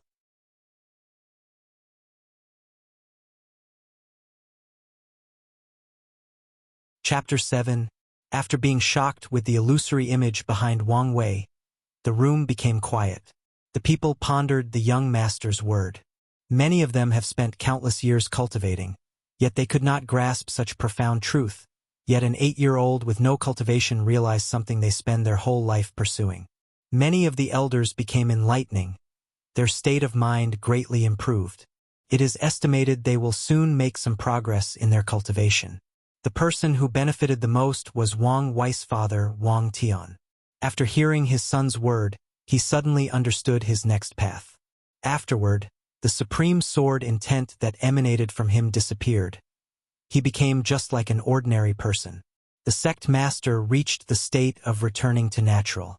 When the elders and great elders noticed the situation of the sect master, they all stood up and saluted. Congratulations, Sect Master, for getting one step closer to the realm of Supreme. That's right, Wang Wei's father has a Saint Realm cultivation, and now he is one step away from the Supreme Realm. At that time, people will have to refer to him as true monarch, just like every other Supreme Realm powerhouse. However, that's still for the future. After hearing these congratulations, Sect Master Wang laughed heartily and waved at them to be excused. Ha ha ha, fellow elders, you do not have to be polite. One day, all of you will have the same chance as me. The elders nodded politely and wryly. They knew that the sect master was just being polite. How many people are stuck in the realm of Saint for the rest of their lives? Not everyone has the qualification to attack the Supreme Realm, especially because of what happened in their generation. There may be a glorious time coming in this generation's heaven will, but they were the ones who paid the price to create such an era. They all sighed and removed the negative thoughts out of their mind. Wang Wei also noticed the change in his father, and he was quite happy for him. Soon after, Sect Master looked at his son with satisfaction and said, Good son, good son, good son, Wire, since you can notice the importance of Tao Heart, what are you going to do about it? Sect Master Wang knew that his young son had a very detailed and methodical mind. Since he brought it up, he must have some sort of plan. Hearing his father's words, Wang Wei was excited and quickly took a bunch of drawing from a ring on his finger. This was a space ring with a large interdimensional space inside that he could put things in it. This ring was a birthday gift he received when he was 5. This ring was special because it did not require any energy to open it. Just thought. Wang Wei walked to his father and elders and presented them with a drawing. The purpose of the drawing was to create a pagoda with many layers. In each layer, there would be a powerful illusion designed to polish a person's Tao heart. After seeing the design and hearing Wang Wei's explanation, the upper level of the Tao opening sect were shocked at the ingenious idea behind this design. Then they began to ponder the possibility and resources needed to build such powerful magical artifacts. Our refining hall should be able to build such an artifact with the help of the formation hall. However, we would need someone who cultivated the Tao of illusion to a very high level to bring out the maximum potential of such a weapon. How about contacting the Eternal Dream sect in the southern Vermilion continent? They always had a good relation with our Tao opening sect. No, the Eternal Dream sect focused more on Dream Tao. Illusions are just a minor path for them. Furthermore, it is best to keep such a thing private for a while, lest our enemies use despicable means to hinder us. Although we are not afraid, it is better to be low-key before finishing refining the pagoda. Suddenly, Wang Wei intervened and said, It is better to invite the matriarch of the Fox Demon clan. She is a true monarch that reached the peak on the Tao of illusion. Although she is powerful, the Fox Demon clan only have her to rely on, and they are not doing too well in the Demon clan. As long as we promised her to protect her clan, she will gladly help us. Hearing Wang Wei's suggestion, the elders felt that this proposition had a great probability of being realized. They were not surprised with Wang Wei's word. Throughout the years, the elders had long realized that their sect young master was far matured for his age and was a man of great wisdom. Suddenly, someone moved and attracted the attention of everyone else. It was the great elder of the Punishing Hall. As the name suggested, she was in charge of punishing the disciples of Tao opening sect that broke the rule. She was a beautiful woman with great power given the fact that she was essentially the law enforcer of the sect. She was also a person with a detailed and meticulous mind. There are rumors circulating in the sect that she was romantically entangled with the sect master when they were young. However, no one dared to talk about these gossips in public due to fear of her power. The Punishing Hall Great Elder said, We should probably notify the Supreme Elders. After all, if we succeed in making this polishing Tao Heart Pagoda, all of the members of the sect will benefit from it. After hearing Great Elder Yen Mai's word, they immediately realized something. Yes, after making this magical treasure, it would become a treasure that further increases the foundation of the Tao opening sect. All the disciples, whether outer, inner, and core disciples, could use the pagoda to establish their own firm Tao heart. From now on, the Tao opening sect will be able to cultivate heaven chosen with very powerful Tao heart. even if they could not compete for the heaven will, as long they could assist the young master on his journey. Heck, even the people in this room will greatly benefit if the pagoda reaches a certain level as a magical artifact. Afterward, all the people directly looked at sect master Wang Tian, who immediately afterward spread his divine sense a few miles away and started communicating with his father. Soon, he excitedly said, "The supreme elders are leaving the cottage. They will personally oversee the refining of the pagoda." Hearing this, all the great elders and elders were excited. Their Tao opening sect is about to make great moves that will shock the entire world.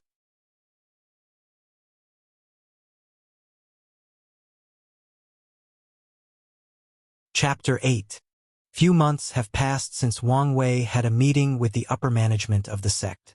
Soon after the meeting, the Supreme Elders, which all had the cultivation level of Supreme Realm, quietly left their place of retreat. This was actually world-shaking news. In the last generation, for some reason, the path of Supreme was entirely cut off. No matter how powerful or heaven-defying a heaven chosen was in the last generation, no one could enter the realm of Supreme.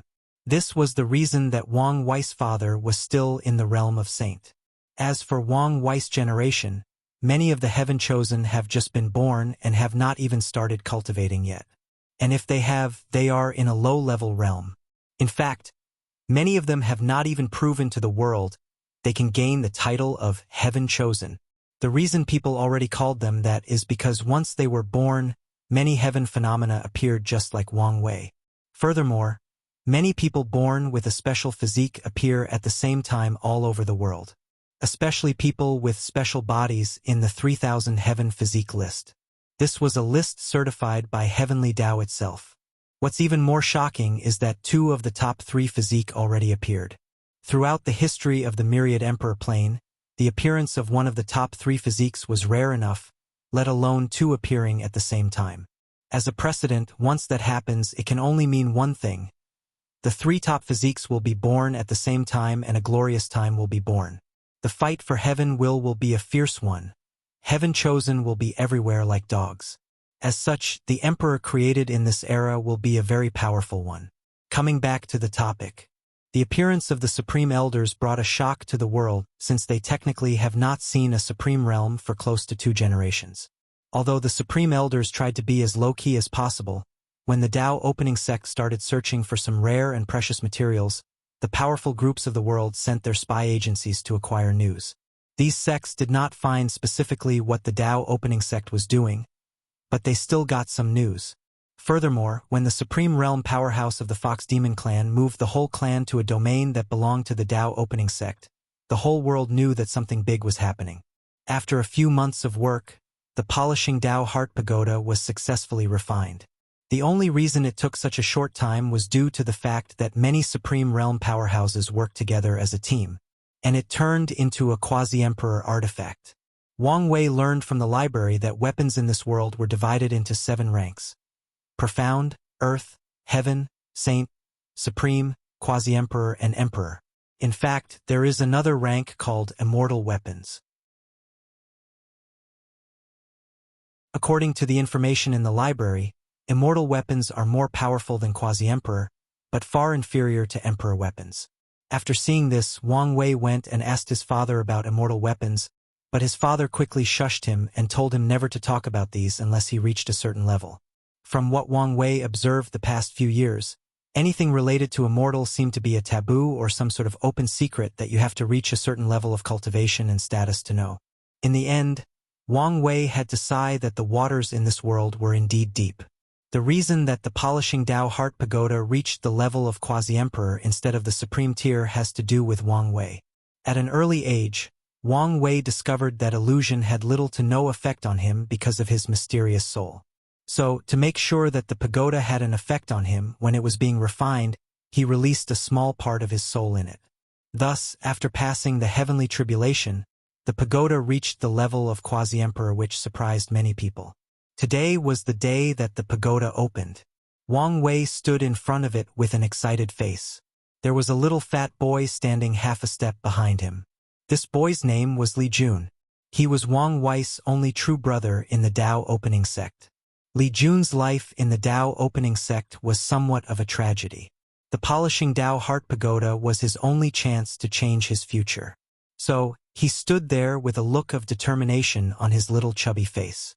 Soon, the pagoda started working. Wang Wei, Li Jun, and many core disciples entered and started their journey. As for the inner and outer disciples, they have to wait for their turn. In the first layer of the pagoda, Wang Wei found himself in a vast and endless desert. His body looks and feels ordinary. Despite the fact that Wang Wei is 8 years old, his original body was as strong as an Olympian athlete in his previous life due to all heaven and earth treasure he consumed daily. Even the milk Wang Wei drinks every day is from a powerful beast with high cultivation. All of these is to lay a solid foundation for his future cultivation. Only emperor-level forces can afford the resources to train true heaven-chosen like Wang Wei. However, in this pagoda, Wang Wei's body is quite ordinary, and even a little malnourished. But he did not care. He knew this was part of the test. He packed the little food and water he was given. After inspecting his body, Wang Wei began to walk in a direction. He walked for 12 hours straight. Soon he became thirsty and hungry. He took a bite of his bread, drank a little water, and continued his journey. 3 days passed, and Wang Wei continued walking without direction. His clothes were tattered. His shoes were already burned by the heat of the desert sands, and his feet were full of blisters. His body was full of both burn marks from the overbearing heat of the sun and frostbite from the cold wind of the desert night when the temperature dropped below freezing point. For some reason, the amount of food he had never increases or decreases. Just the right amount to keep him alive, nothing more and nothing less. At this point in time, Wang Wei became quite delirious. There was a voice in his head constantly telling him to give up. It was telling him that he was the future sacred son of the Tao opening sect, that he was born noble. He did not have to go through such pain and suffering. Many times he wanted to listen to that voice. Many times he wanted to quit or even kill himself to end this misery. But every time he would think of his mother, father, and grandfather. He would think of the expectation that the sect had of him. He would think about his goals of one day bearing heaven will and proclaiming himself emperor. He gritted his teeth and continued. Soon 7 days passed. Wang Wei's body was slowly falling apart. He was so skinny that his clothes became loose on him. Underneath his shirt, you could not even distinguish between his skin and his ribs. His arms were so thin that you could use it as a ruler. The skin underneath his foot has been burned off. You could only see his muscle oozing out blood with every step, leaving a trail of blood, hardship, and misfortune. Wang Wei's body was simply not functional anymore. He was moving simply by his sheer will and determination. Despite all this, he continued his walk forward. Not even death itself could stop him. Meanwhile, outside of the pagoda, the elders and disciples were shocked. There was a formation that showed what was happening inside the pagoda for the rest of the people to watch. The result of many of the disciples were quite abysmal. Few were able to last more than a couple of hours. The best result so far was the rank first contemporary sacred son, which lasted 3 days. 2 people lasted the longest, 7 days. One of them was of course Wang Wei, the other, surprisingly, was Li Jun.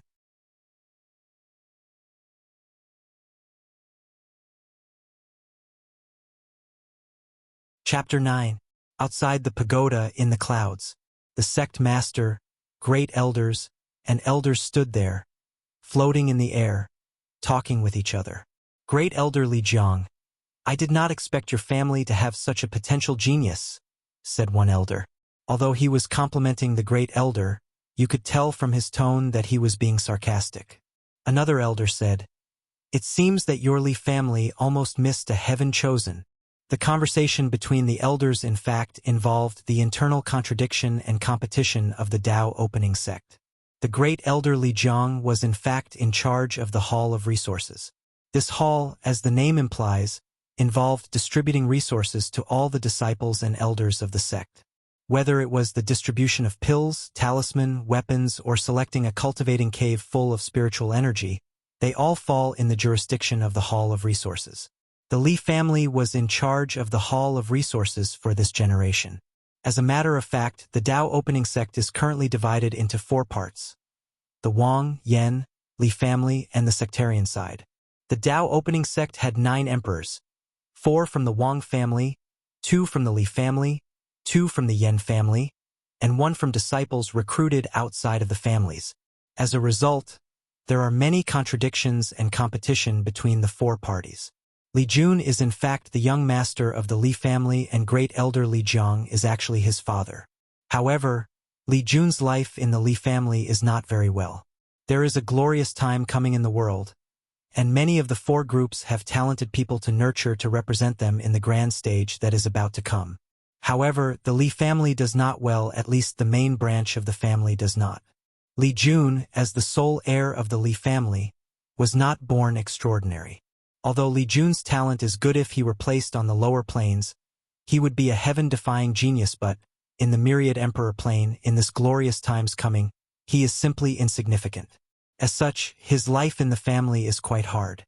Although he still receives all the training and resources necessary, he has no status. Even the servants in his house always gave him a cold look.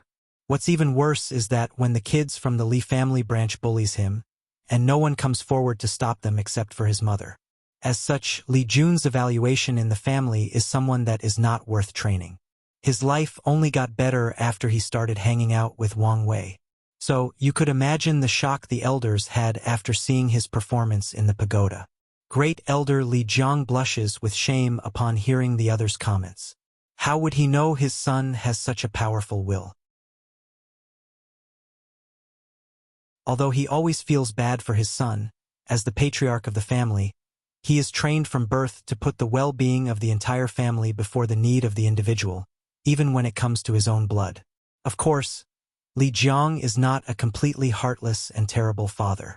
He tried his best, otherwise Li Jun would not have received as much resource as he did now. The noble families like the Li and Wang are ruthless. They do not raise anyone who has no value. Back to the pagoda.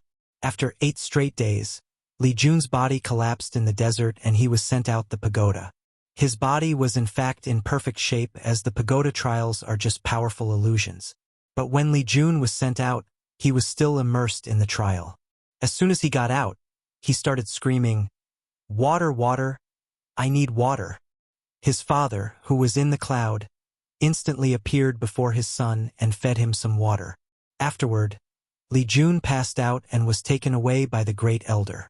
Soon, many murmured of the disciple began to spread throughout the venue. Was that Li Jun who passed the trial? Yeah, that was him. But I thought he was a waste. Now, I just saw him perform better than the contemporary sacred sons.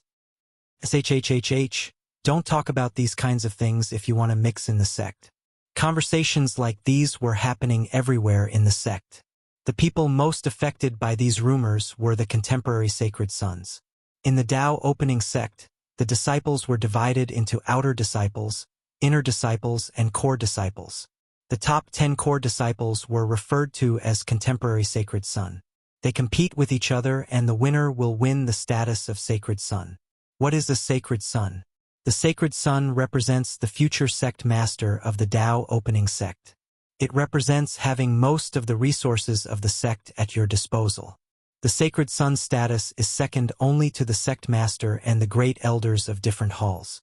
The sacred son even has the right to mobilize the elders, which are all in the saint realm when necessary.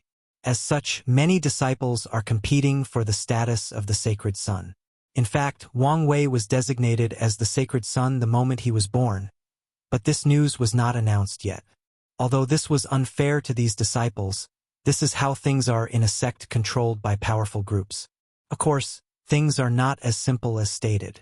When Wang Wei becomes the sacred son, he has to prove to the contemporary sacred sons and all the other disciples that he deserved such title.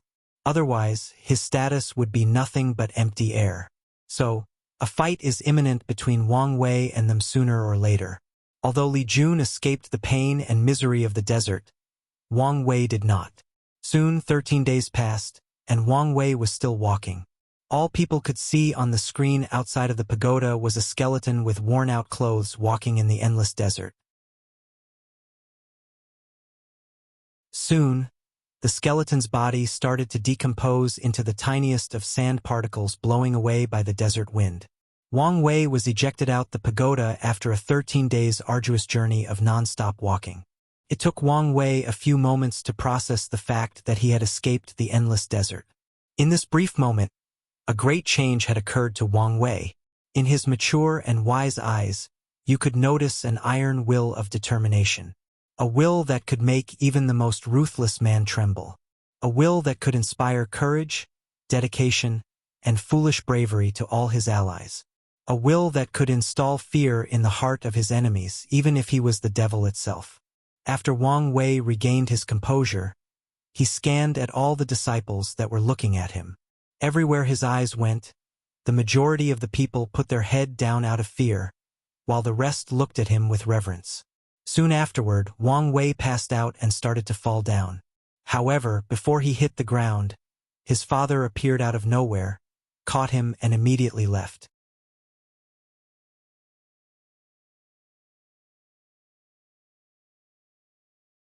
Chapter 10. In a mountain floating in air, there was a very large residence made entirely out of wood. The houses were separated by equal distances. If you look at it from high above, you would notice that they make some kind of natural geometric pattern. The vast spiritual energy engulfed the entire mountain in the form of mist, bringing a touch of ethereal and immortal-like atmosphere. All the people in this mountain were dressed in a material like silk robe that is perfectly tailored to their body shape and size. This place is the main house of the Wang family, where Wang Wei and his family live. Inside the main hall, Sect Master Wang Tian and his wife were standing together, looking at their young son who was still in a coma. Wang Wei's mother said worryingly, "Why do we have to look at our son suffering like this? He's only 8 years old." The sect master sighed and responded, "This is the path that he chose. Since he embarked on this road, all we could do is to support him all the way through." Wang Wei's mother hugged her husband and started crying silently. It took 3 days before Wang Wei woke up. He was a little scared afterward. Although he was the one who designed the tests, the specifics of the trials were left for the elders to decide. Wang Wei spent half a month adjusting his emotions and daily life. During this time, he reinforced his drive and ambition to walk the path of the emperor. Afterward, he went to find Li Jun to enter the second trial. When Wang Wei saw Li Jun, his face was glowing with excitement. The look on his face conveyed the fact that his life was quite happy the past few days. Looking at the shady look on your face, your life should have been moist after the pagoda trial. Big brother Wang Wei, what do you mean by shady? That is the face of beauty and success. Heh heh. Wang Wei smirked, then proceeded to smack his head. Kid, do not be too happy yet. We live in a world where the strong preys on the weak. The only time people are interested in you is when they find you valuable. Do you think passing the first layer of the pagoda is enough for the Holy Family to completely value you? Remember, in this world, only strength, only results will give you the status and honor you desire. After hearing Wang Wei's words, Li Jun immediately recovered from his excitement. As his big brother said, the result he has accomplished now is not enough for him to change his situation. Now, things look all good, but that was the result of the recent hype of the pagoda trial. Once the hype disappears and he has not made new results, although his life would improve slightly, but it would not completely raise his status in the clan. After pondering these issues, he converged his excitement and asked, "Big brother Wang Wei, when are we executing our big plan?" Wang Wei looked at him and said, "Wait until you pass the pagoda trials and survive the Spirit Road trial 7 years later. Then we will start our plan." Li Jun nodded, and then he became reserved just like he used to be. Noticing the change in temperament of his little brother, Wang Wei nodded in satisfaction while heading to the pagoda.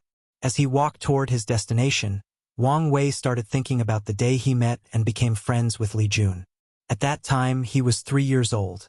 He had just awakened a new ability. When he was 3 years old, Wang Wei discovered that his eyes could see an illusory dragon on top of people's head. The dragons were of different size and color, the colors being red, orange, yellow, gold, and purple. Even he himself had a purple dragon above his head.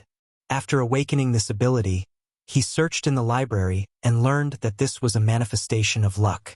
In this world, luck is a real and observable thing. As such, the color of the dragon determines the level of luck someone has, with red being the worst and purple gold being the highest. In fact, not everyone has a dragon that represents luck. According to the knowledge he acquired, luck is divided into carpfish, snake, flood dragon, and true dragon. The majority of cultivators have the luck of a snake, as having the chance to cultivate itself is a manifestation of luck. In this vast world, there are trillions of mortals or ordinary people. Out of these people, probably only 1 out 100 billion can have the talent to cultivate. Among these people, the cultivator who can get the title of Heaven Chosen has at least a golden dragon of luck. As for the highest purple golden dragon, no one except for emperors' direct descendants can be born with it.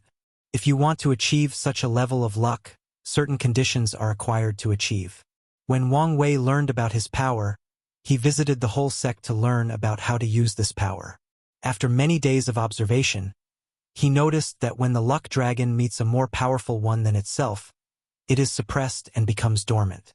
When it is excited, it means a person is going to have a fortunate encounter. When someone defeats another person in a fight, a part of the luck is transferred to the victor. Wang Wei noticed Li Jun because he was the only one among the direct descendants of the sects that had a red dragon. On that fateful day, Li Jun was besieged by a group of kids who were constantly beating him, even though he lied in the ground defenseless. The reason that Wang Wei noticed Li Jun was not because of him being bullied. In the sect, children's fights were secretly allowed. It was a way to develop the concept of strong prey on the weak at a very young age. In fact, Wang Wei himself beat a few children in order to establish his status as the boss. As a kid with the mind of an adult, Wang Wei can only secretly say that the process was quite enjoyable. The reason Wang Wei noticed Li Jun despite his red dragon luck was the determination he saw in his eyes and the fact that he did not fight back.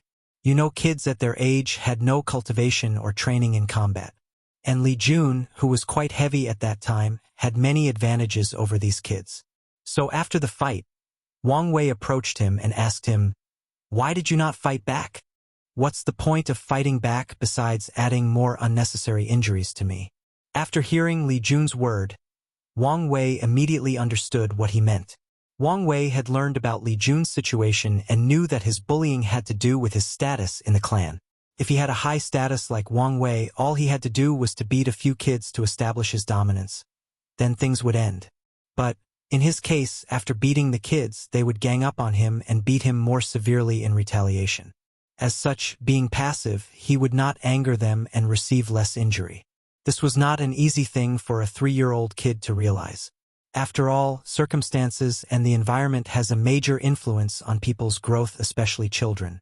After noticing that Li Jun was different from other kids, Wang Wei said, "Well, kid, I like your wisdom and bravery. Follow me and be my little brother. In this sect, no one dares to bully my little brother. Who are you calling a kid? Furthermore, as far as I am concerned, I am older than you. I should be the big brother. What an interesting kid. In that case, let's settle this like everyone in the world does. Whoever has the bigger fist is the big brother." Well, what you say makes sense. Afterward, they fought madly like kids, rolling in the dirty ground. In the end, Wang Wei had to rely on a few unsavory tricks to win, and Li Jun gracefully accepted his status as the little brother.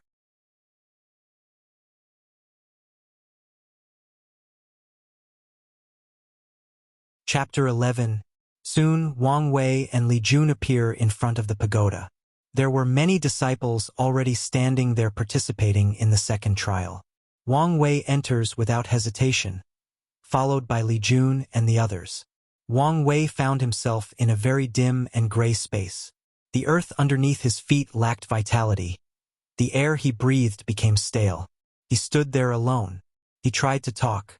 Although he could hear sound coming out of his mouth, there was no noise after his voice traveled less than a meter from him. The whole space exudes a bland, desolate, and lonely atmosphere. Wang Wei knew that this trial tested a person's ability to bear loneliness. After checking the environment, Wang Wei sat on the floor and started to meditate. In an instant, 9 days passed by. Wang Wei started to behave radically. In the past few days, he was alone in this deserted place without anyone to talk to or without seeing anything beside this desolate earth. After a while, Wang Wei began to panic.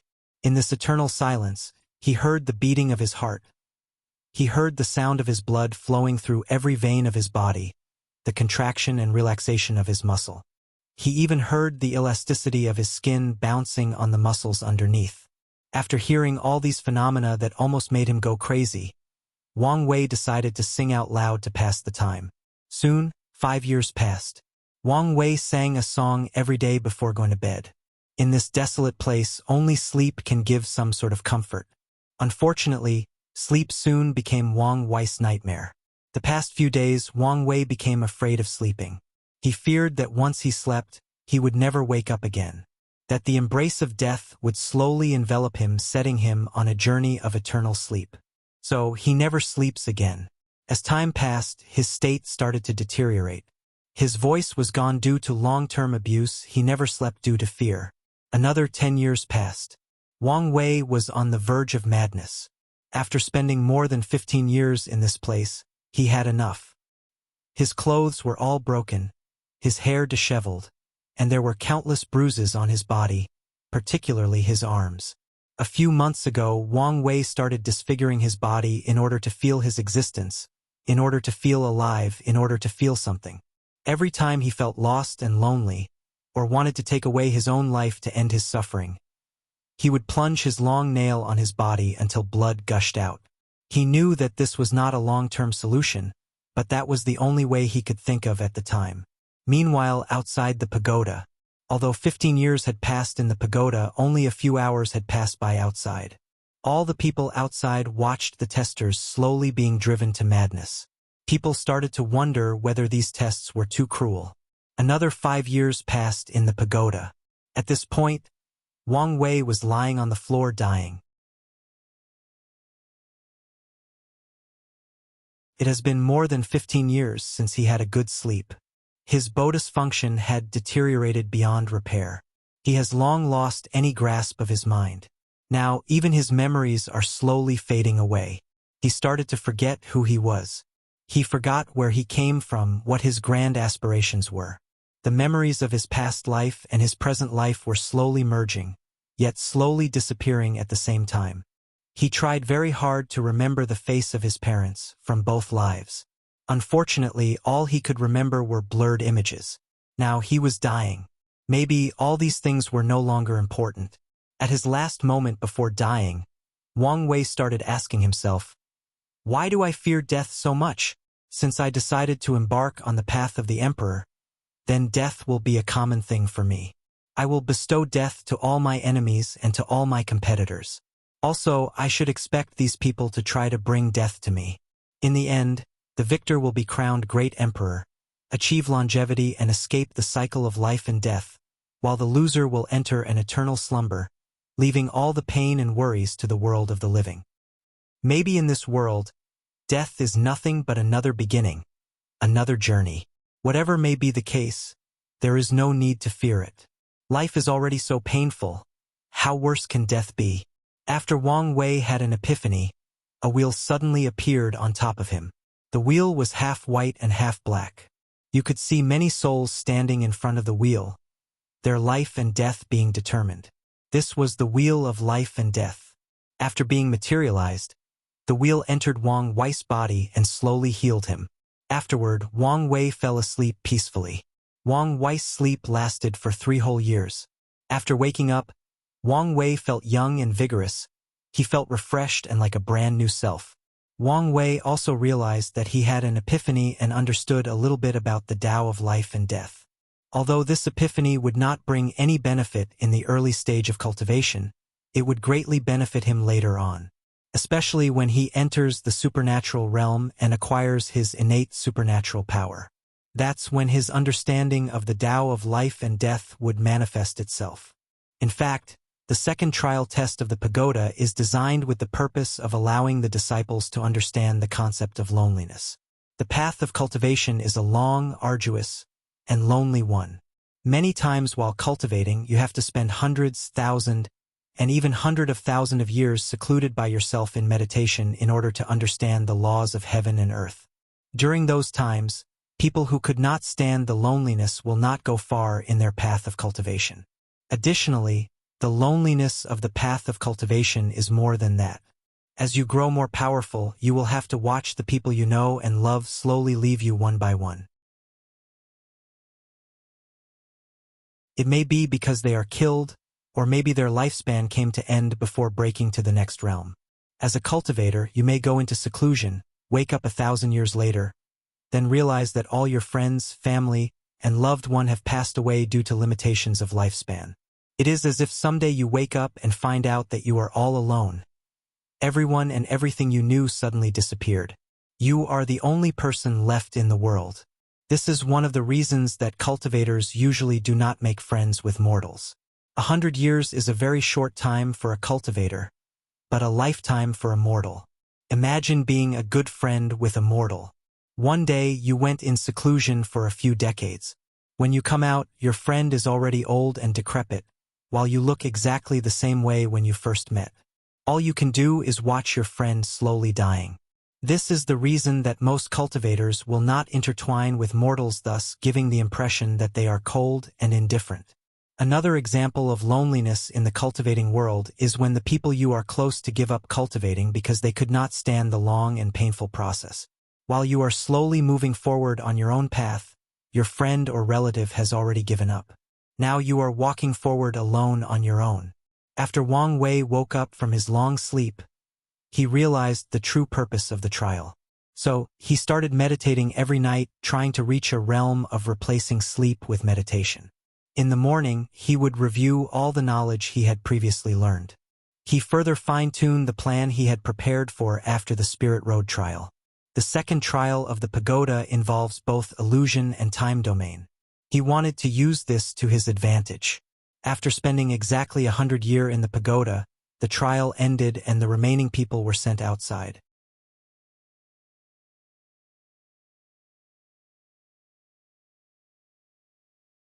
Chapter 12. Wang Wei was sent out of the pagoda with all the other disciples. Each of them had benefited a lot after this trial. In fact, this time, the star of the second trial was not Wang Wei. It was actually Li Jun. All the core disciples have already started cultivated, so they are already used to the concept of loneliness. When they retreat in seclusion, although they will not spend hundreds of years, retreating for a few decades is quite common. As such, this trial did not have as much of an impact on them as mortals like Wang Wei and Li Jun. As for Li Jun, the reason that he shined the most in this trial was due to the fact that he was used to loneliness. In the Li family, beside his mother, no one would interact with him. Even his father, he would only see him at the dinner table. But then, few words were exchanged between them. Li Jun was used to the cold, indifferent, and aloof eyes of the people around him. Loneliness was already a part of his daily life. So, in this trial, after a few years adapting to the environment, he soon adjusted his emotion and tried to make the most of the time he had. Li Jun knew that the plan that his brother had made for both of them was the only chance to fundamentally change his destiny. However, this plan requires a tremendous amount of resources. With the status of his big brother, the elders of the sect were willing to spend it on Wang Wei, but they were not willing to do it for him. It was his brother who insisted that he needed a powerful general to support him in the fight for heaven will. As such, the elders agreed to invest resources on him. However, many people were dissatisfied. They could not complain about his big brother, but they could place their dissatisfaction on him. As such, Li Jun knew that the pagoda trial was his only way to prove to the sect that he was worth the resources that they would invest on him. So, the better his performance on the trials are, the better and more secure his future will be. After adjusting their mind and spirit for a few days, Wang Wei, Li Jun, and the other disciples returned to the pagoda for the third trial. The third trial can be considered one of the harshest trials of the pagoda. The purpose of this trial is simple and quite straightforward. That is pain. In this trial, the testers will experience all kind of torture both to the body and the soul, and they simply have to endure it. Wang Wei was at loss on how to design this test at first, but then, he simply modeled it after the Chinese 18 hell from his past life. After entering the pagoda, Wang Wei found himself bound by chains, surrounded by a bunch of demons. On top of his head, there was a plaque with the word, Chamber of Tongue Ripping. Soon, Wang Wei learned the hard way what the meaning of these words represent. These devils used all kinds of means to cut out Wang Wei's tongue. Whether to attach chains to his tongue and pull it, or simply cutting it with a knife, or using this machine that slowly twists his tongue until it becomes deformed and unrecognizable. They went as far as burning his own tongue. What made Wang Wei more tragic is the fact that this torture never goes beyond his limits. As soon he could not bear the pain and was about to pass out, they would stop, then a new tongue would grow out so that the pain continued. It was as if they were slowly pushing his threshold of pain to a higher level. What's even worse, this torture also some spiritual aspect. Every time his tongue is ripped out, Wang Wei feels that he lost his ability to express himself out loud. Not just physically, but that he lost his determination to express his ideas, his philosophy, his views, and even his aspiration. All these were slowly being taken from him. As such, Wang Wei began to fight back. He cursed at these demons at every chance he got. Even if his tongue is no longer there, he still curses them inaudibly. No one could take his voice away from him. In the second layer of hell, the Chamber of Scissors, Wang Wei experienced the pain of having all his fingers being cut one by one. He felt a part of himself was forever taken away, that without being whole, he will never amount to anything in life. However, he refused to believe such a thing. Only he himself determined his own worth. In the third layer of hell, the Chamber of Iron Cycads, Wang Wei experienced being hung by iron trees. The trees would penetrate his body, then impale all the organs they come in contact with. His screams echoed throughout the chamber for hours without end. In the fourth layer of hell, the Chamber of Mirrors of Retribution, Wang Wei was shown his true self through a mirror. In this mirror, he saw that he was a powerful emperor, but, in order to sit in that throne, he was willing to do absolutely anything. He killed millions upon millions of people.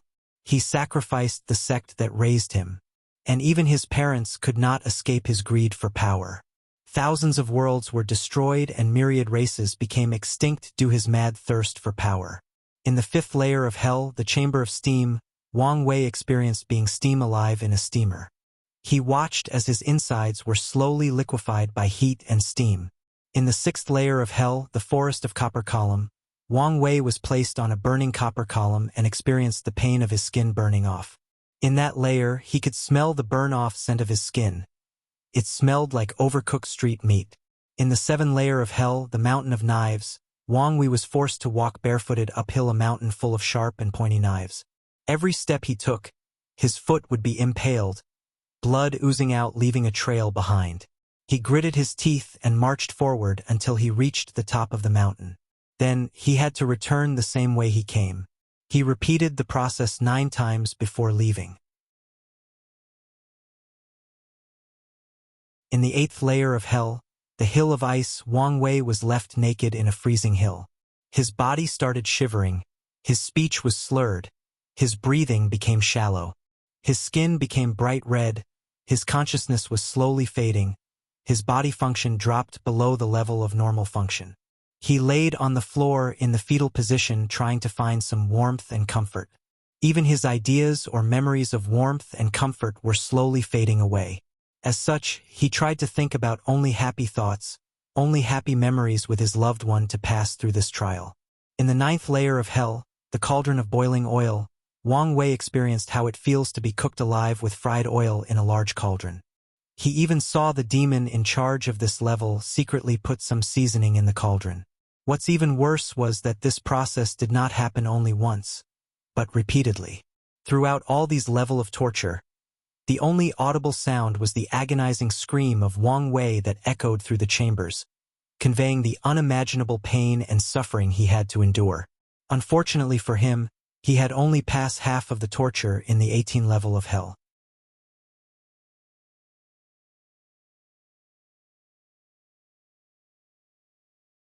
Chapter 13.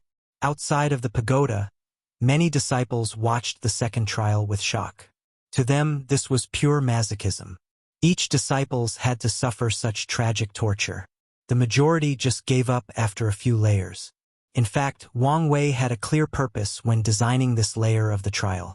Cultivators, in order to step into higher realms, have to go through heavenly tribulations.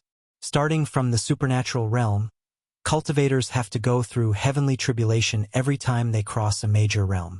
One of the reasons that many cultivators failed to pass these heavenly tribulations have to do with the fact that they could not bear the pain of lighting or heavenly fire when passing their tribulation.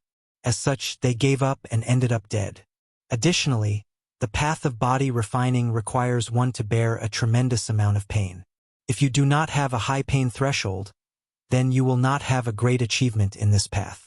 Wang Wei has made great and far-reaching plans for his future cultivation.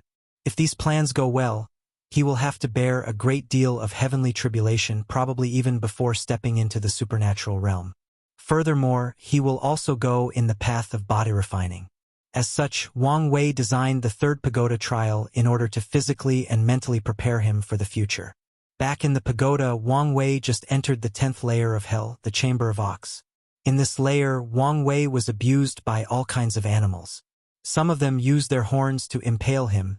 Some use a horde to trample on him until he turns into meat sauce on the ground.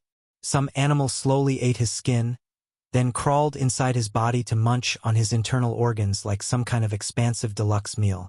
Some tiny animals slowly crawl into his brain from his ear, then proceed to munch on his brain. Some use poison to slowly destroy his immune system. In the 11th layer of hell, the Chamber of Rock, Wang Wei had to hold a large rock on top of his head until his strength was exhausted. Then he would fall in a putrid water made of all the world's filth. This water was literally made of any filth imaginable. The water was so dirty that a drop of it could corrupt a person's soul. In the 12th layer of hell, the Chamber of Mortar and Pestles, the devil's force fed Wang Wei liquid lava. He had to experience the feeling of his tongue burning, then his esophagus melted. Afterward, his stomach and other organs were violently melted one by one. In the 13th layer of hell, the pool of blood, Wang Wei was stabbed in different parts of the body.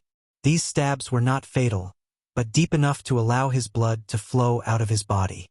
Then Wang Wei watched his life slowly fade away from him as more blood flew out of his body. This torture might not have been the most painful, but it was the most horrible. He had to watch his life slowly fading, yet he laid in the pool of blood helplessly and in despair. After this layer, Wang Wei vowed to never feel this despair and helplessness again. His desire to prove the Tao and proclaim himself emperor was further increased. He must transcend life and death. In the 14th layer of hell, the town of suicide, Wang Wei was constantly lashed with a whip. However, this was not a simple whip, but one that directly affected the soul. The soul is an illusory yet real thing in the world of cultivators. The soul is 100 times more fragile and sensitive than the physical body. As such, the pain to the soul can magnify 100 to 1,000 times of the body. In the 15th layer of hell, the Chamber of Dismemberment, Wang Wei experienced being hacked into pieces. Have you ever wondered what it feels like when your head is separated from your body? How about just your torso? Or how about all 4 of your limbs? How about watching it happening to none other than yourself? Well, Wang Wei finally knew the answer to these questions. At this point of the trial, Wang Wei had acquired a high threshold of pain. Recently, he learned a trick to reduce his pain. He managed to learn to control his body to the point of cutting his pain receptors in his body, thus reaching a state of not feeling any physical pain. However, this trick only applied to physical pain, not spiritual or soul-related pain. However, Wang Wei was not discouraged because of such minor inconvenience. As such, he took action to fix the problem. Instead of just experiencing pain, he started to ponder on the concept of pain. He hoped that he could be enlightened in the Tao of pain so that he could awaken an innate talent related to pain in the supernatural realm. One day, he would make his enemies experience 100-fold or more the pain he had experienced in this trial. In the 16th layer of hell, Mountain of Flames, Wang Wei was sent inside a hollow mountain. Then the mountain would be slowly filled with lava. The terrible thing about this layer was the fact that the lava did not directly burn and kill him. No, it slowly cooked him. Then, the lava solidified and encased Wang Wei inside, thus killing him due to asphyxiation. Wang Wei had to experience the pain of not having air to breath. His lungs screamed, trying to inhale the tiniest amount of oxygen to sustain itself. Without enough oxygen, his heart stopped beating. Then a chain reaction occurred inside his body that led to the failure of all his other organs. Normally, after such an ordeal, a person will immediately die after a few minutes. But no. In this trial, Wang Wei stayed in this state for hours if not days. In that state, he could not even scream even if he wanted to.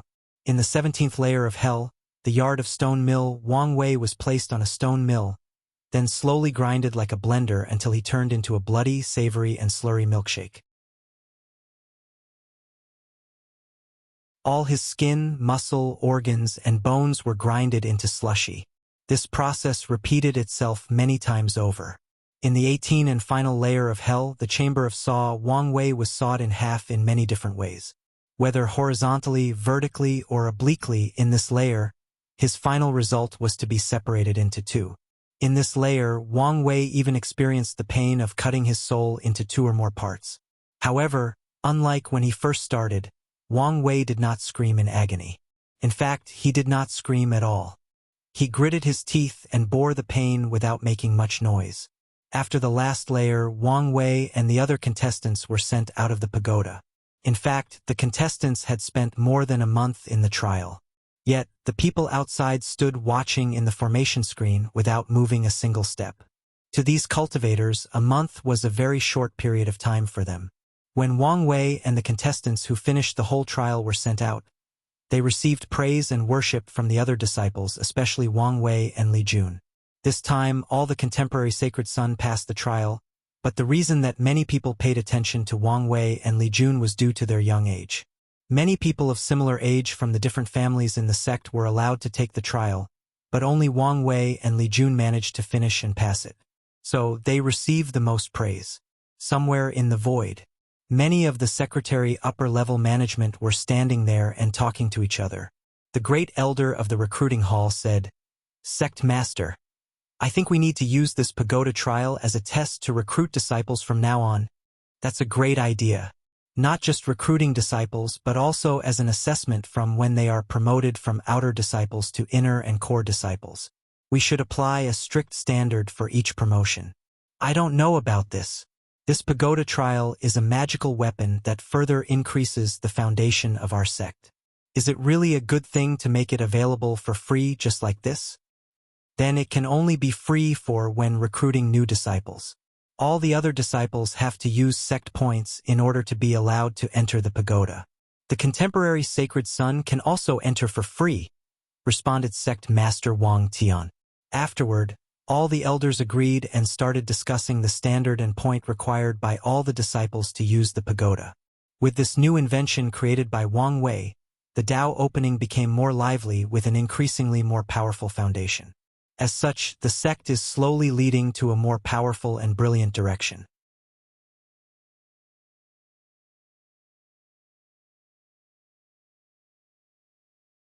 Chapter 14. Wang Wei and the other contestants spend half a month to adjust themselves before they return for the fourth trial of the pagoda. In this trial, Wang Wei forgot who he was and where he came from. In this trial, he was no longer the young master of the Tao opening sect, nor the traveler from Earth. No, now he was the emperor of the Great Xia Empire who ruled an extremely vast amount of land. His empire was prosperous. All common people had enough food to eat, proper clothes to shelter them from the winter cold, and enough reserve wealth to spend freely. The ministers were all loyal to the emperor. The generals who hold vast amounts of military power were loyal and had no desire to rebel. All the other foreign countries in the world worship Great Xia and dare not encroach on its border. They would send large amounts of taxes in the form of offering every year. What a beautiful and powerful country. And Wang Wei was in charge of such a prosperous country. In fact, all of these were his delusions. At this moment, the Great Xia Empire was actually on the verge of collapse. The majority of the land and wealth of the country were in the hand of the aristocrat family. Most of the officials were corrupted and fighting with each other for power. The court was divided between the head eunuch and the prime minister. These two people hold more than 90% of the capital's power. In the different prefectures, the local governors hold all the political power and control the city guards. On the border of the Great Xia Empire, the armies are loyal to their commanding officer and do not even recognize the emperor. As for the common people, their lives were more miserable than wandering street dogs. They had gone through many famines due to the recent drought. The government treated their lives as if they were more cheap than dirt in the slum. The aristocrats exploited them for their labor and gave them a small amount of food to support them long enough to continue working. The lives of the common people living near the border were even more miserable. The foreign countries who lust after the fertile land of the Central Plains have repeatedly attacked the Great Xia border. However, the border generals did not fight these invaders. Instead, they opened the gates and allowed them to kill, rape, and plunder their own people. After getting what they desired, the foreign race would leave and return back to their own country. As for the common people, well, who cares about them? In these situations, they have tried to revolt, but as soon as they start, the army would rush immediately to quell these rebellions. In these chaotic times, the people of Jiang who have become more unruly. Heroes of all kinds have risen and became famous for their martial arts. At the same time, many ambitious people soon noticed that the Great Xia Empire was about to be destroyed and began to prepare to proclaim themselves emperor and create a new dynasty. During all these you might ask, where is our beloved Emperor Wang Wei? Well, right now he is in the harem enjoying the touch of many beauties while still thinking that his empire is still prosperous and the greatest in the world. The main theme of this trial revolves around lust. Wang Wei spends every day with a different woman in his harem enjoying the pleasure of the flesh. All the women were exquisitely beautiful and practiced technique to charm people. There were many different kinds of women. The cold and aloof goddess, the charming and sensual demoness, the innocent girl next door, the maternal one that takes care of you, the one you just want to ravage with all your might. Any kind of woman that existed was in his harem. On top of that, they practiced some very special techniques. These methods allow them to use their cultivation to lubricate certain areas of their bodies to ensure smooth penetration and maximum pleasure. Some practice techniques that connect the soul to ensure both spiritual and physical pleasure. Wang Wei spent all his time in his harem enjoying himself. Once in a while, he would check on the empire by asking his main eunuch how things were going. All the responses he received were always positive, so he never bothered to properly check. That was until his capital city was breached by rebels and all the guards and eunuchs in the place ran away. After that, the rebels broke into his harem and beheaded him. Wang Wei had failed his trial and was sent out of the pagoda. After exiting the trial, it took Wang Wei a brief moment to regain his composure and shake himself awake from the trial's illusion. Then he blushed red. Immediately afterward, a great horror enveloped him. This trial was quite scary. He completely immersed himself in all these lustful bliss, yet he also completely lost himself. If what happened in the trial was in fact in reality, could he have escaped? Wang Wei thought about it for a while and the answer he came up with was no. From what he knows, this trial was specially designed by the true monarch of the Fox Demon clan based on their race charm ability. So, the realism in this trial reached an unprecedented level. As such, it is literally possible for one of his future enemies to use the beauty trap on him one day.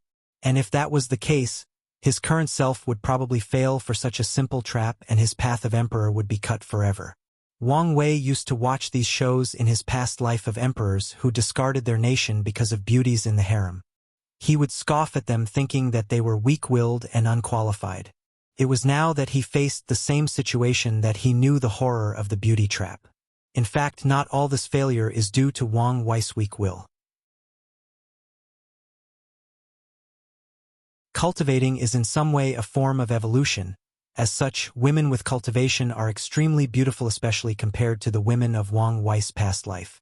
Even the so-called stars could not compare with cultivators who have skin as white as the winter snow or as smooth as a baby's butt. Wang Wei has only lived in this world for 8 years. Although since birth he was surrounded by beauties, he has not fully adapted to the world yet. And those people did not use charm techniques on him. Furthermore, Wang Wei's mysterious soul is somewhat immune to these negative states. However, Wang Wei was not a complacent guy. What if someday his mysterious soul fails him? Or someone found a way to negate his immunity? Additionally, from his research he knew that his soul was not completely immune to these negative states, but just had high tolerance. As such, he designed the trial to try it out. And it turns out he was right to be cautious. After all, this involves his future road. How could he take it lightly?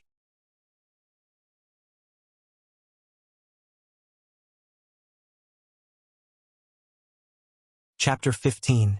After Wang Wei failed the fourth pagoda trial, he was not discouraged. Instead, he used this failure as a form of motivation. After he got home, he ordered all the female servants around him to learn charm techniques and use it on him 24/7. He spent a whole month with a bunch of beautiful women winking at him at every turn and calling him young master, with voices sweet enough to melt him like cotton candy. This entire month was both heaven and hell. Seeing all the beauties at his disposal, yet he could only watch. And it was not just because he was only 8 years old. After a month of secret training, he returned to the trial. On his way there, he asked his head maid about what happened in the sect during this past month. Then he learned that a great deal of commotion had happened because of the fourth trial. According to his head maid, many people fail the test like him, but they just endured longer than him. Afterward, many people were infatuated with the girls in the trial and went there not to temper with their Tao heart, but to enjoy the pleasure of the flesh. Afterward, the elders were furious and sent out grave punishment to those who acted like this. They dictate a rule that a person's record in the trial should increase each time they enter the pagoda, otherwise they would be severely punished. Another news was that the sect decided to heavily award the Fox Demon clan for helping them realize that such a huge defect existed in their training of the sect's disciples. After learning the ups and downs of the sect this past month, Wang Wei sighed and entered the fourth trial of the pagoda for the second time. The setting of the trial remained the same as last time, but this time it was different. Wang Wei did not lose himself in the bliss of the harem. He attended court meetings regularly and used his wisdom to start controlling the court. He used the foundation of the country to establish a secret guard to monitor not only the court, but also the whole world. He secretly raised a powerful army that is loyal only to him. Wang Wei spent less and less time in the harem. Unfortunately for him, this trial was not that simple. After the nation started to get back on track, Wang Wei believed that he could take a break and pay more attention to his harem. After a while, things just started to snowball out of control. He started to pay more and more attention to his harem. Although he had a sense of measure and still took care of the nation's affairs, one could easily distinguish what his priorities were. Soon, his political enemies plotted with one of his favorite concubines, and Wang Wei was poisoned and failed the trial for the second time. For the next 2 months, Wang Wei spent the majority of his time in the fourth-level trial. His will and resistance to charm increased exponentially. After the second failure, Wang Wei once again went back on the trial. This time he did not place all his focus on his harem and managed his empire completely. However, the Great Xia Empire was dying and it was not an easy task to revive it. After placating his internal trouble, Wang Wei had to quell all the rebellion on his territory and defend against other countries from invading. As such, Wang Wei put on armor and went to war with his army. During his military exploits, he encountered a great variety of beautiful women. Unlike the women in his harem, these women do not focus on lust, but emphasize more on playing with emotion. Some of them awaken the greed for acquiring beauty on Wang Wei. Some awake the desire to protect the weak and pitiful. Some play the role of the passion between two people who are enemies but fell in love and decide to be together no matter the odds. The most dangerous situation he encountered was simply based on love. He met a woman who encompassed all the qualities that he desired in a mate.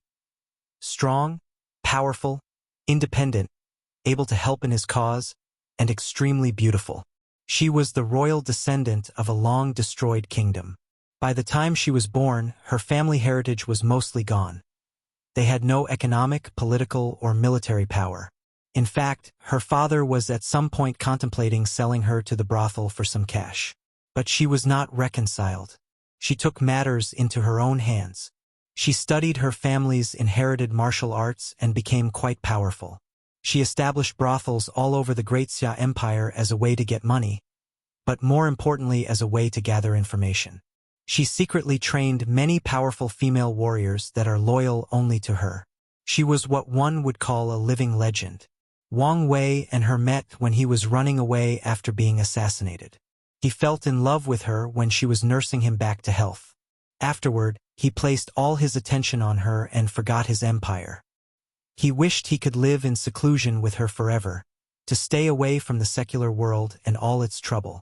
Unfortunately, this trial was not a place for a lovey-dovey love affair. The women soon betrayed him by stabbing his heart from the back. Then she went on to blame his death on one of his enemies, then took over his army in the name of taking revenge for the emperor. She slowly took over the foundation that Wang Wei left over and went on many expeditions to quell the world. She established her own empire and named it Great Wei Empire to honor her dead husband. As for what happened to Wang Wei after his death, he turned into the form of a ghost and watched how the love of his life slowly built an empire on the ashes of his former one. However, Wang Wei soon noticed something wrong with his trial. After his failure due to love obsession, he soon re-entered the trial and reached the part where he met his former lover, but the person he met was completely different from the first person. Although the background and story was similar, the face and temperament were completely different. After asking around, he realized that he was the only person who had met two different people in the trial. So Wang Wei knew that something beyond his comprehension must have happened. At this time, Wang Wei's intuition activated and warned that he will probably meet that woman in the future and in reality too. Moreover, he had a vague feeling that she would play a great deal of importance in his life.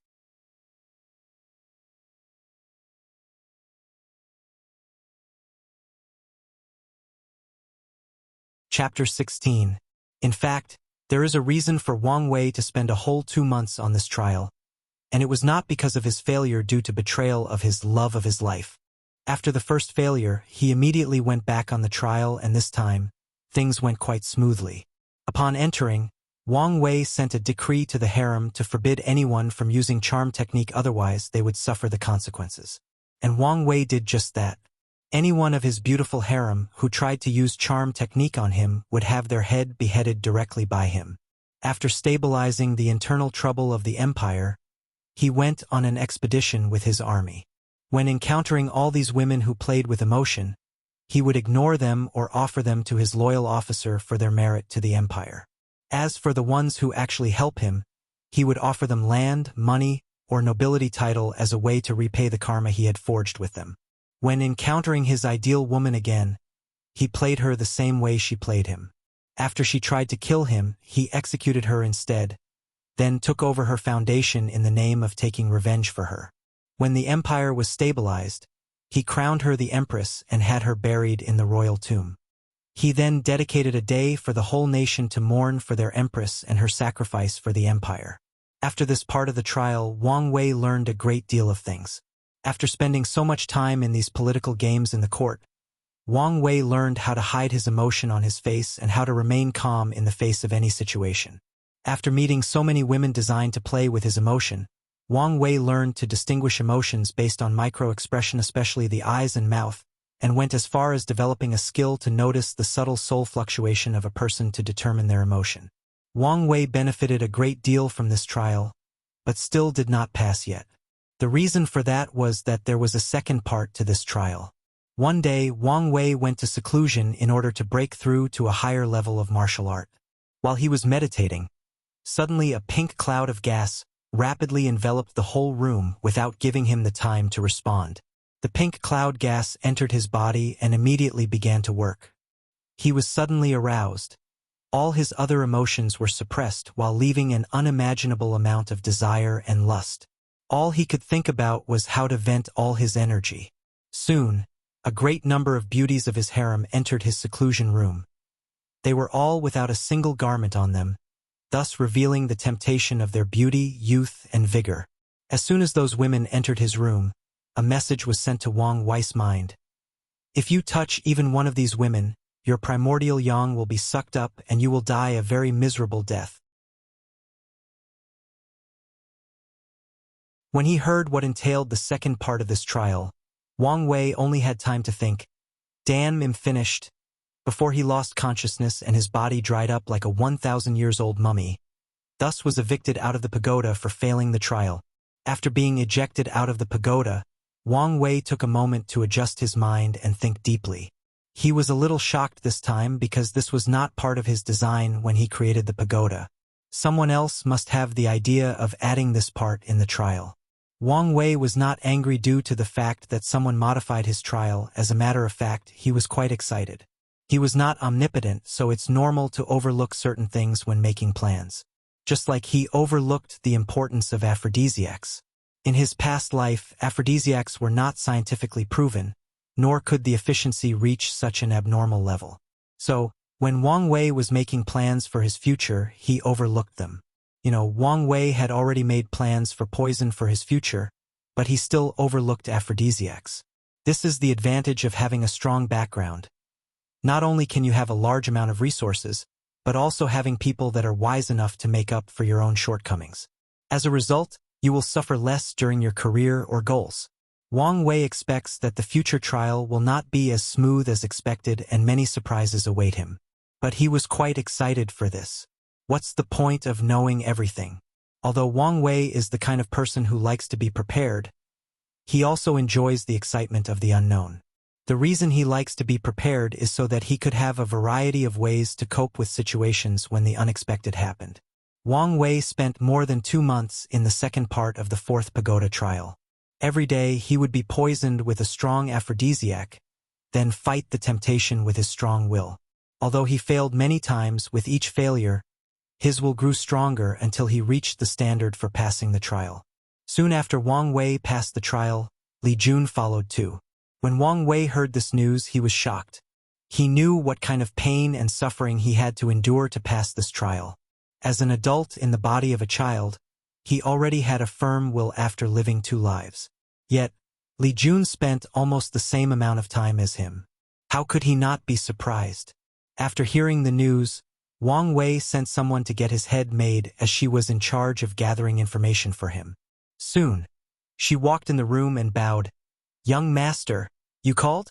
"Yes, I heard that Li Jun passed the trial. Is that true?" "Yes. Young master Li Jun did pass the trial a few days after the young master." Wang Wei's brow frowned and looked pensive. It's not that Wang Wei is jealous or arrogant, but that Li Jun's rate of passing this trial was too quick. Wang Wei began to wonder whether his little brother was like a protagonist and had acquired some encounter that would soon make him rise. He said, "Do you have any information?" The headmaid responded, "According to the information I received, young Master Li Jun acquired a large amount of aphrodisiac pills and swallowed them all at once, then locked himself in his room by himself to resist.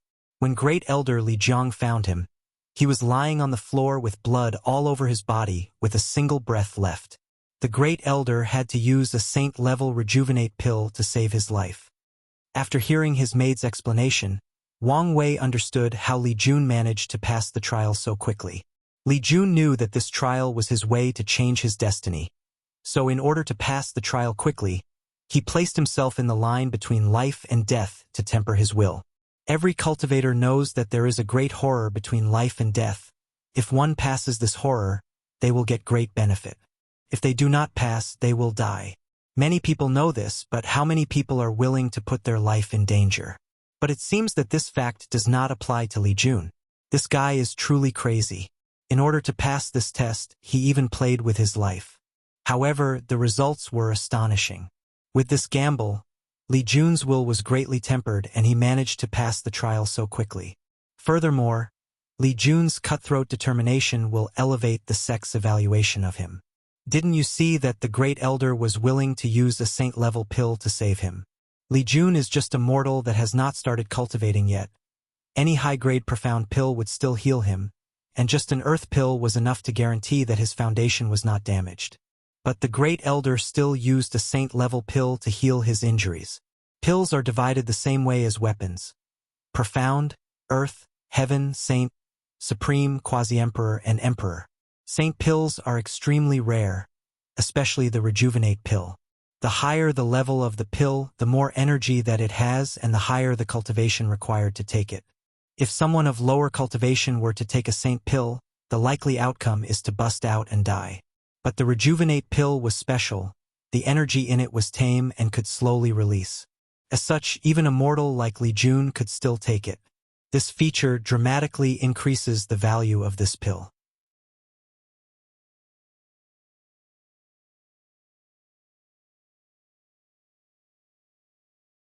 Chapter 17. After hearing his head maid's explanation, Wang Wei smiled and was genuinely very happy for his little brother. Then he asked the maid, "How did the elders respond to Li Jun's news?" The head maid explained excitedly. The elders and great elders were shocked by young Master Li's determination. Furthermore, Great Elder Li Jiang has been very excited and bragging about his son to all the other elders.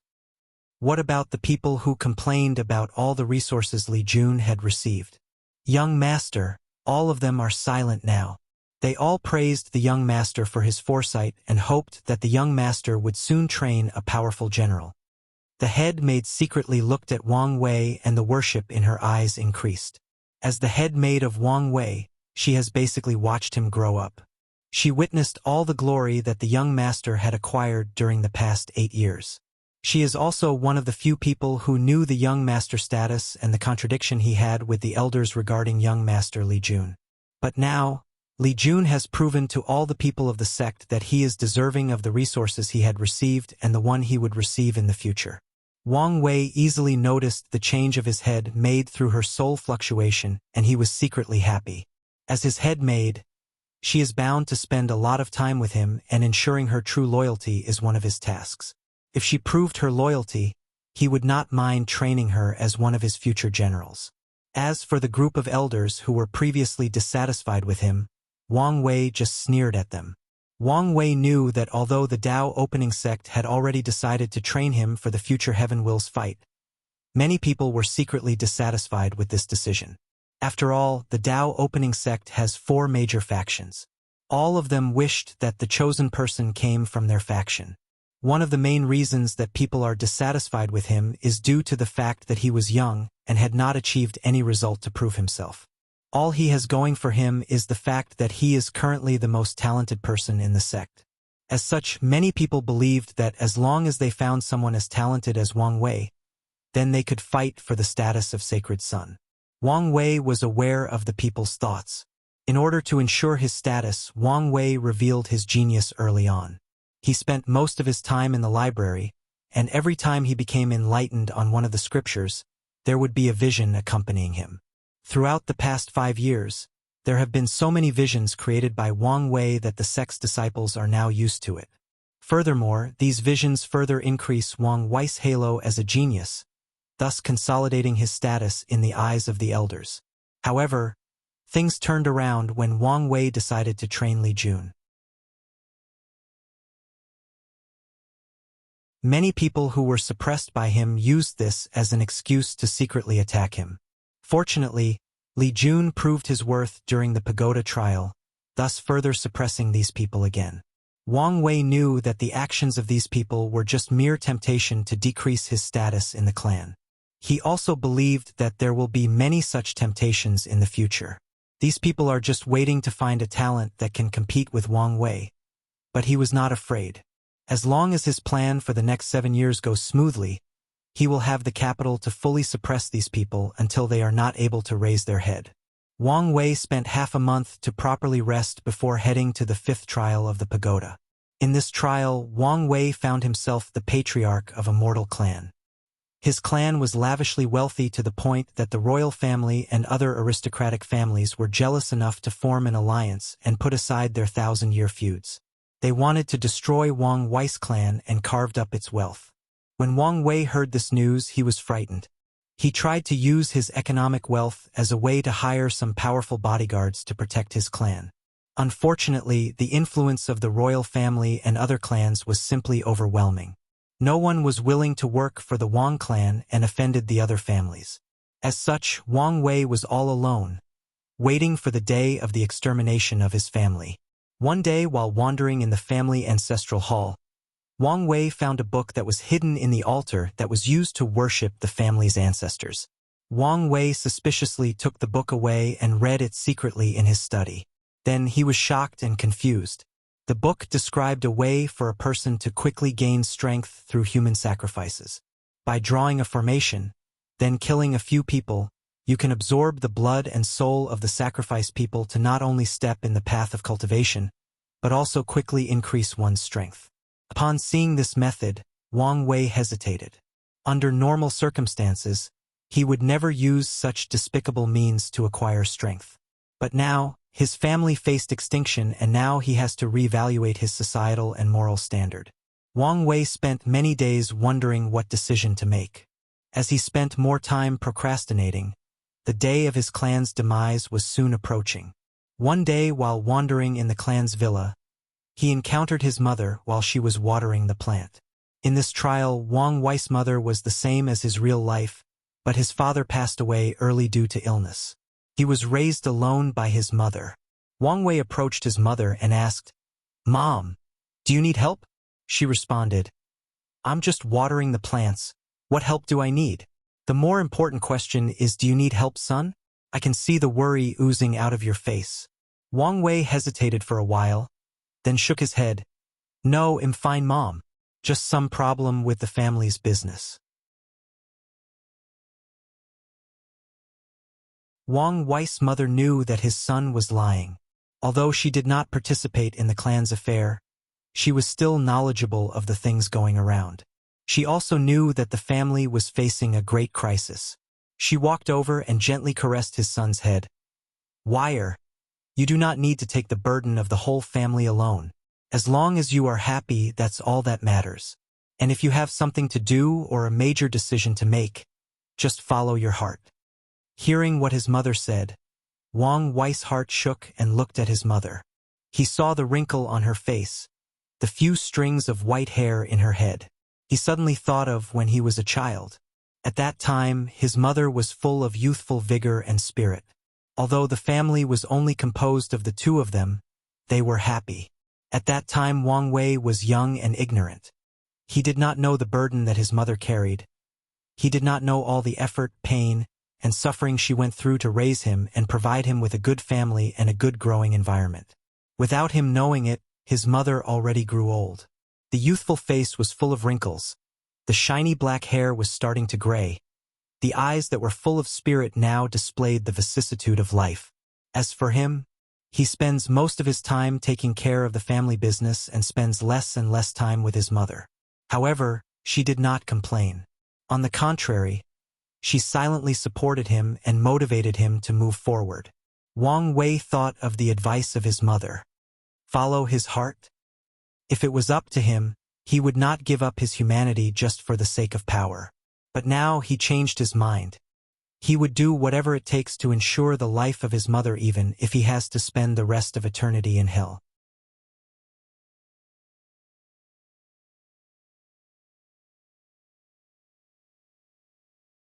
Chapter 18. After Wang Wei made his decision, an order was sent out to his most trusted subordinates. Soon, more than 10 prisoners were secretly escorted to a hidden dungeon of the clan. Wang Wei took all the necessary materials and drew a huge array full of runes on the floor. After drawing the array, the dungeon suddenly changed. It was not a physical change, but more of a psychological one. The dark and deserted dungeon became more gloomy. A red atmosphere enveloping the once dark dungeon. A scent of blood permeated all around. Wang Wei noticed the change of the dungeon after drawing the formation. For a moment, he regretted his decision and pondered the idea of giving up and just running away. However, he thought of his mother.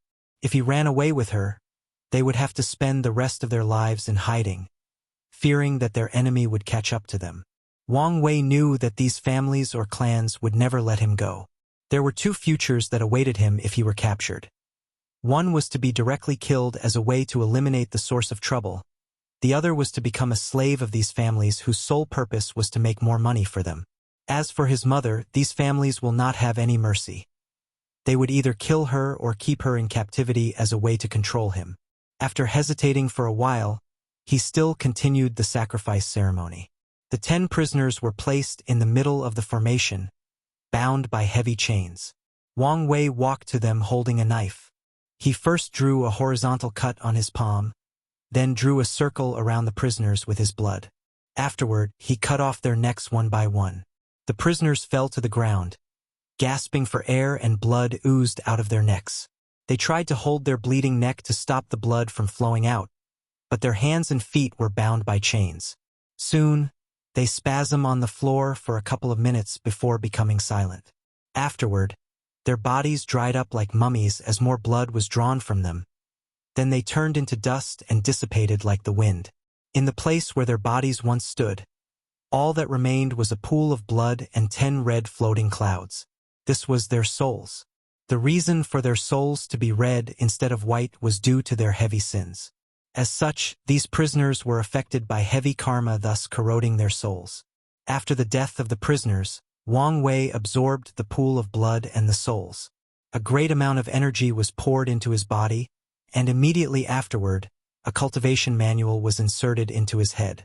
He followed the direction of the manual and started cultivating. Few hours later, he finished his cultivation. He felt a great amount of strength in his body. He felt like he could easily kill anybody that stood in his way. He felt invincible. Soon afterward, the feeling of invincibility faded away. Wang Wei thought that maybe if he had more sacrifices he could truly reach that level of invincibility. However, he soon buried that passing thought in his head as he had more pressing things to attend to.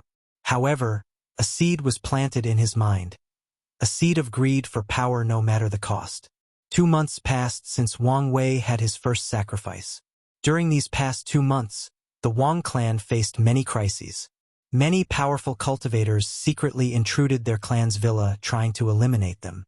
However, all these assaults were stopped by Wang Wei himself. However, the people that attacked became increasingly more powerful as time went on. After the 3rd assault, he was greatly injured in order to stop the assailant. He knew that he could not stop the next attack, so he secretly made another sacrifice. This time 20 prisoners were used as a sacrifice. According to the information from the book he acquired from the ancestral hall, every time he made a sacrifice, he needed to increase the number for it to be effective. After gaining the necessary strength, he managed to preserve his clan amidst all of his powerful enemies. However, a great price was paid for such preservation. The people of the Wang clan noticed a great change from the patriarch. He became more gloomy, he was more irritable, and he would severely punish anyone who made the slightest mistake. He was a completely different person from the previous patriarch who was so nice and understanding. The patriarch who gave generous rewards to his subordinate or would pardon them when they made minor mistakes. The patriarch who would visit their family's elders and comfort them or help them when necessary. The person who noticed the most change in Wang Wei was actually his mother. She saw the changes in her son. Previously, he would often find time in his busy schedule to spend dinner with her. During those times, she would see a happy smile on her son's face. He would talk to her about the interesting things that happened in his life. But now he was always cold and indifferent. He rarely came to meet her, and when he did, few words came out of his mouth. Additionally, she could smell the scent of blood from him. Wang Wei's mother knew that her son must have done something evil in order to gain strength and protect this family. And the price he had to pay for this sudden power was his humanity. Many times she wanted to convince her son to stop using these evil methods. But every time she opened her mouth, the words she wanted to say would not come out. In the end, she never mentioned it. And she figured it out why she never could try to persuade him. It was out of fear. She feared that if she mentioned it to him, that she would forever drive him out of her life. She was afraid of losing her son, the only true family she had in this world. Wang Wei's mother knew that her son's path might soon lead him on a path to be condemned by the whole world as a devil and slaughterer. But, She could not do anything about it, except to always be by his side during the harshest and most painful times. She believed that as long as she always stood by her son's side, she could guard the tiniest bit of humanity he had left of him. As long as that tiny bit of humanity remained, one day, her son would have a chance of redemption.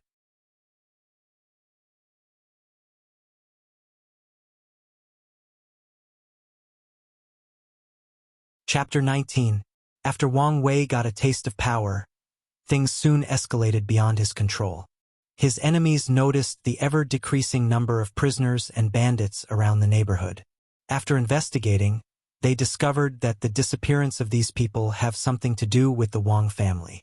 Adding the fact that the patriarch of the Wang family suddenly became a powerful cultivator, people already inferred that Wang Wei was involved in some kind of evil cultivation technique. So, the people cut off Wang Wei's path of finding prisoners and bandits. All the prisoners in the state he lived in were transferred and all the bandits were slaughtered.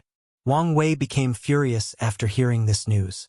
As such, he became more proactive in his fights against the royal family and the other powerful clans. Since he could no longer sacrifice these prisoners, he went after the people of the clans. He believed that since they were his enemies, they all deserved to die. At this point in time, he did not need a sacrifice array as a way to increase his power. All he needed to do was kill a person and he would immediately absorb all the flesh and blood and their souls. Wang Wei did not care that the majority of the people he killed had a white soul. All he cared about was becoming more powerful. As such, he killed more and more people, and during the process, his soul turned bright red, then black. It did not take him long before he became powerful enough to be invincible in the kingdom he lived in. So, he slaughtered all the aristocrat families and the royal family. Afterward, a bloody massacre was launched in the entire cultivating world. The slaughter devil Wang Wei went mad and started killing all kinds of cultivators. He did not have a bottom line, whether it was man or woman, adult or children. He went as far as killing pregnant women and babies.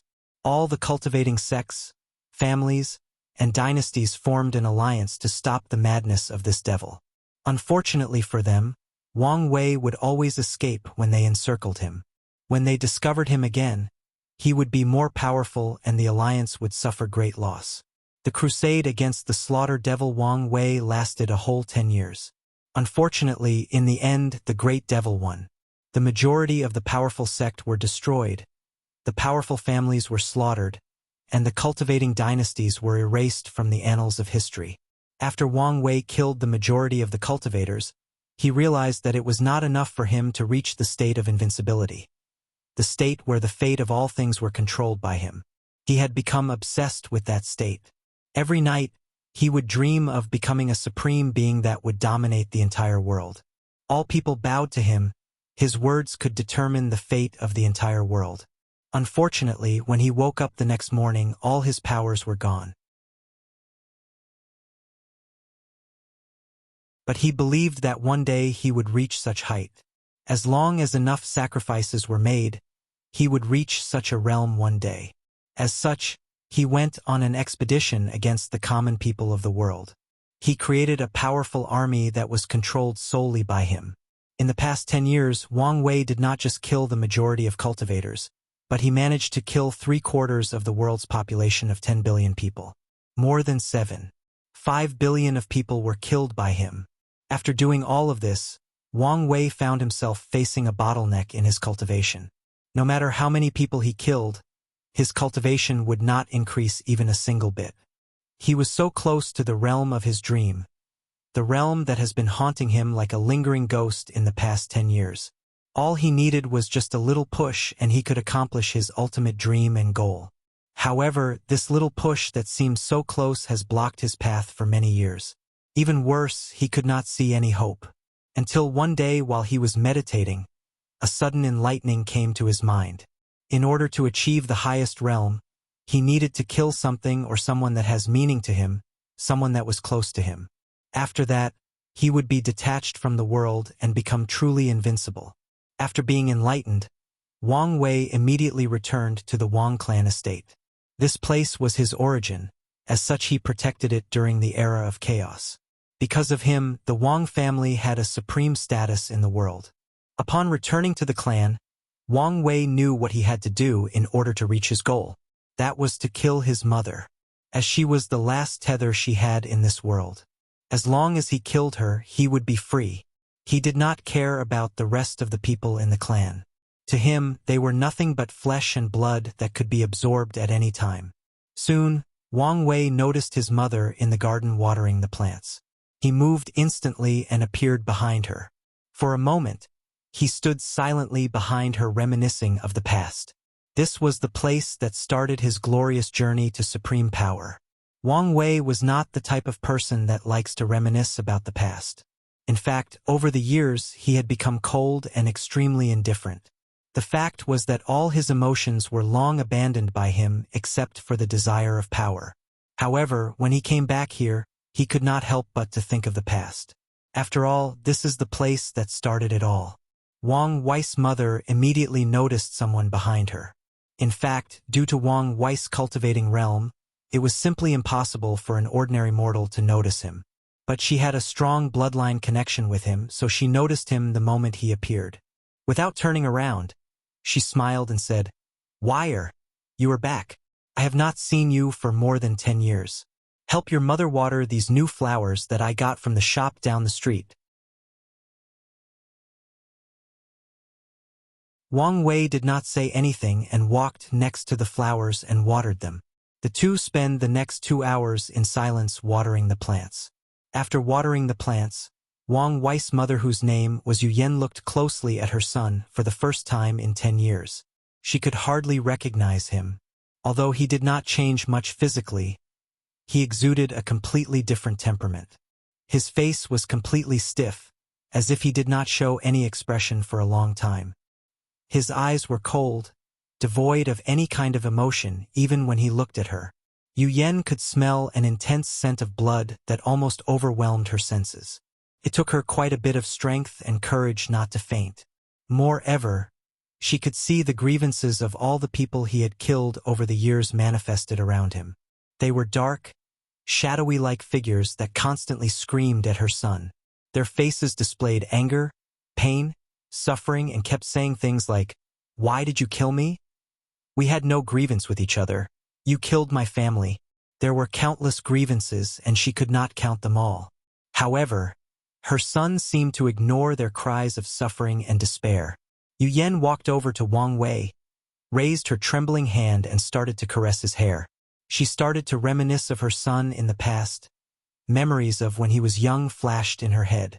Memories of growing up as a child, memories of his school days, and memories of him turning into a responsible man capable of looking after the family. Her memories stopped to the point 10 years ago, in the same garden, when she told him to follow his heart. She knew that this was the starting point of it all. Often she blamed herself for what happened to her son. Many times she imagined if things would have turned out differently if she had given him a different advice. Or maybe, if she had convinced him to just run away and live an ordinary life. Or maybe, everything was fated. During her caress, Wang Wei stood there like a wooden pole, with no expression on his face. Yu Yan did not mind all these. She was in her own world for a while, before regaining consciousness. She looked at Wang Wei in the eyes, smiled brightly and said, "You can do it, son. I knew this would happen someday. In the past 10 years, not seeing you was one of the greatest joys of my life. Because I knew that if you did not return here, that meant that there is still hope for you. It meant that there is still a trace of humanity left inside of you. Unfortunately, fate plays us all like marionettes. I want you to know that I still love you and forgive you. The only regret that I have in this life was the fact that I could not save you in the end." After saying her last word, Yu Yan closed her eyes and waited for her final moment. A smile was still pertinent on her face. This smile was brilliant, pure, and genuine.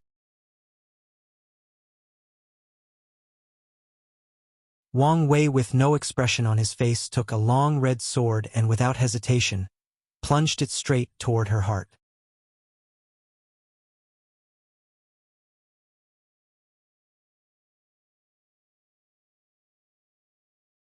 Chapter 20. While Yu Yan closed her eyes and waited for her fated death, Wang Wei's bright red sword stopped 1 millimeter away from her heart. No matter what Wang Wei did, he could not push the sword forward. This 1 millimeter represented a chasm that separated his last trace of humanity. It also represented his destined path. Cross that chasm and he will no longer be human. He will turn into a slave of power, a puppet of fate. Walk away from it, he still has a chance at redemption, a chance to try to place the control of his fate in his own hands. Wang Wei looked at his mother. Then memories that were engraved deep in his memories flooded his mind. He remembered the reason that he started in this path of pursuing power. It was to protect his mother from the persecutions of the other clans. But now, years later, he has forgotten his original purpose. His desire for power slowly consumed him like blood flowing out of a person's cut artery. Then it suddenly dawned on Wang Wei that the most difficult thing about cultivating was not the process of reaching high realms. No, by his talent alone and with an abundance of resources from the sect, it was only a matter of time before he could cultivate to the supreme realm. The real difficulty of cultivating was how to remember his original purpose, his original heart. Cultivators live a very long life. The real trial that they have to face is how not to let the passing of time affect their heart, to retain their original intention in the face of the demon that is called time. Can you make sure that, after 1,000,000 years, you are the same person? Can the people who knew you in the beginning still recognize who you are? Can you look yourself in the mirror and say without hesitation that you did nothing against your conscience? And if you did change, is it too late to rectify your mistakes? All these are the essence of having a strong and powerful Tao heart, and it took Wang Weiss almost killing his mother to truly understand these things. Yu Yan opened her eyes after a few moments without feeling any pain. The painful death that she waited for did not come. When she opened her eyes, she saw her son holding a sword very close to her heart without moving an inch. At the same time, she noticed tears flowing down his eyes, drenching his clothes wet. His eyes were no longer devoid of emotions. Instead, they were full of pain and struggle. They kept changing from pure ruthlessness to doting love. Yu Yan realizes that her son was in an internal battle of good and evil. Her son was in his last struggle to redeem himself. She did not say anything to him. Her gentle smile remained on her face. She knew that this was a battle that her son had to face on his own. No matter the outcome, she will accept it. If her son succeeded, she will lead him to a path of redemption to repay all his negative karma. If he failed, she would die as a form of atonement to the world and her son. Wang Wei's struggle lasted more than 9 hours. Afterward, he dropped the sword in his hands on the floor. He looked at his mother full of gentleness, love, and guilt, then said, "M.O. Moth. Mother." His voice was harsh and hoarse and he stuttered. This was due to the fact that he did not speak for many years. Tears kept coming out his eyes and he knelt in the ground in front of his mother. He continued, "I'm sorry for warehouse. What happened?" Yu Yan rushed to her son and embraced him on the dirty floor. She wept with him and comforted him. She told him that everything would be okay from now on, that there was still time to change, time to make right of his past's wrong. The mother and son spent the next day talking to each other. In the morning the next day, Yu Yan said to Wang Wei, "Are you leaving again?" He smiled and responded, "Mother knows me best. After all, I need to repent for all my sins." This time his smile was no longer stiff or indifferent. Instead, his smile gave the feeling of removing the burden of the world from his shoulder. His smile was free and unrestrained. After saying his parting word to his mother, Wang Wei teleported away from the Wang clan. Then he turned into a giant. His body was so huge that the concept of size could no longer apply to him. All the people of the world raised their head to see a gigantic human head covering the entire heaven. In front of this giant, they were nothing but ants crawling in the ground in order to survive the cruelty of nature. And this giant was at the top of the food pyramid. The people of the world immediately knelt on the ground and did not make a single sound. The world became extremely quiet. In fact, not just humans, all sentient and non-sentient beings acted this way. Even the wind stopped blowing so as not to make flowers move and make a single sound. The giant looked at all the beings in the world and proclaimed, "My name is Wang Wei. but many of you should know me by the title of Slaughter Devil. Upon hearing the giant's word, many people became terrified, who did not know the Slaughter Devil that killed the majority of the people in the world. All of them lived every day in fear, thinking that someday the devil would come to finish the rest of the job. Many people at the moment thought that their judgment day final came. Throughout the past 10 years, I have committed great sins to the people of the world, and as such are fettered by karmic virtues. Since there is a cause, then there must be an effect. Today I will repay the karma I owed to the people and to the world. My soul will turn into the cycle of reincarnation so that all the people that I have killed can be reborn and have new life. My blood will nourish the land of the world so that all living beings have enough resources to breed, multiply, and grow. My flesh will turn into a new continent so that all beings will have more land for future descendants and the world could be more prosperous. After this declaration, the people watched as the giant's body slowly disintegrated. Many grieving souls flew out of the giant's body, bowed to him, and went into reincarnation. The giant's blood enveloped the land. The crops and plants started to grow at an alarming rate. Many ores and spiritual veins were created in different parts of the land. Many mountains and rivers grew at a rate visible to the naked eye. Then, the giant's body turned into an enormous continent and landed somewhere in the ocean. The few remaining cultivators in the world soon noticed that the world they lived in hand started to expand and the spiritual energy of heaven and earth became extremely abundant. Every breath they took could absorb a vast amount of spiritual energy and they would feel refreshed afterward. In this environment, even mortals will have a long lifespan. They knew that this world was about to enter an age of cultivation and exploration. Both cultivators and mortals will benefit from this coming era. After doing all of this, Wang Wei was ejected out of the pagoda trial. In fact, Wang Wei did not have to do all the extra things at the end. After waking up at the last moment and preventing himself from killing his mother, he already passed the trial. So why did he do all the things he did? It was to install on him the idea of always paying karma. In this world of cultivation, karma is a real and accessible thing. Many cultivators have cultivated the Tao of karma, and some have even proclaimed themselves emperor using the Tao of karma. If one day he encountered one of such cultivators, he would be somewhat prepared. If he could also understand the Tao of karma, it would be even better.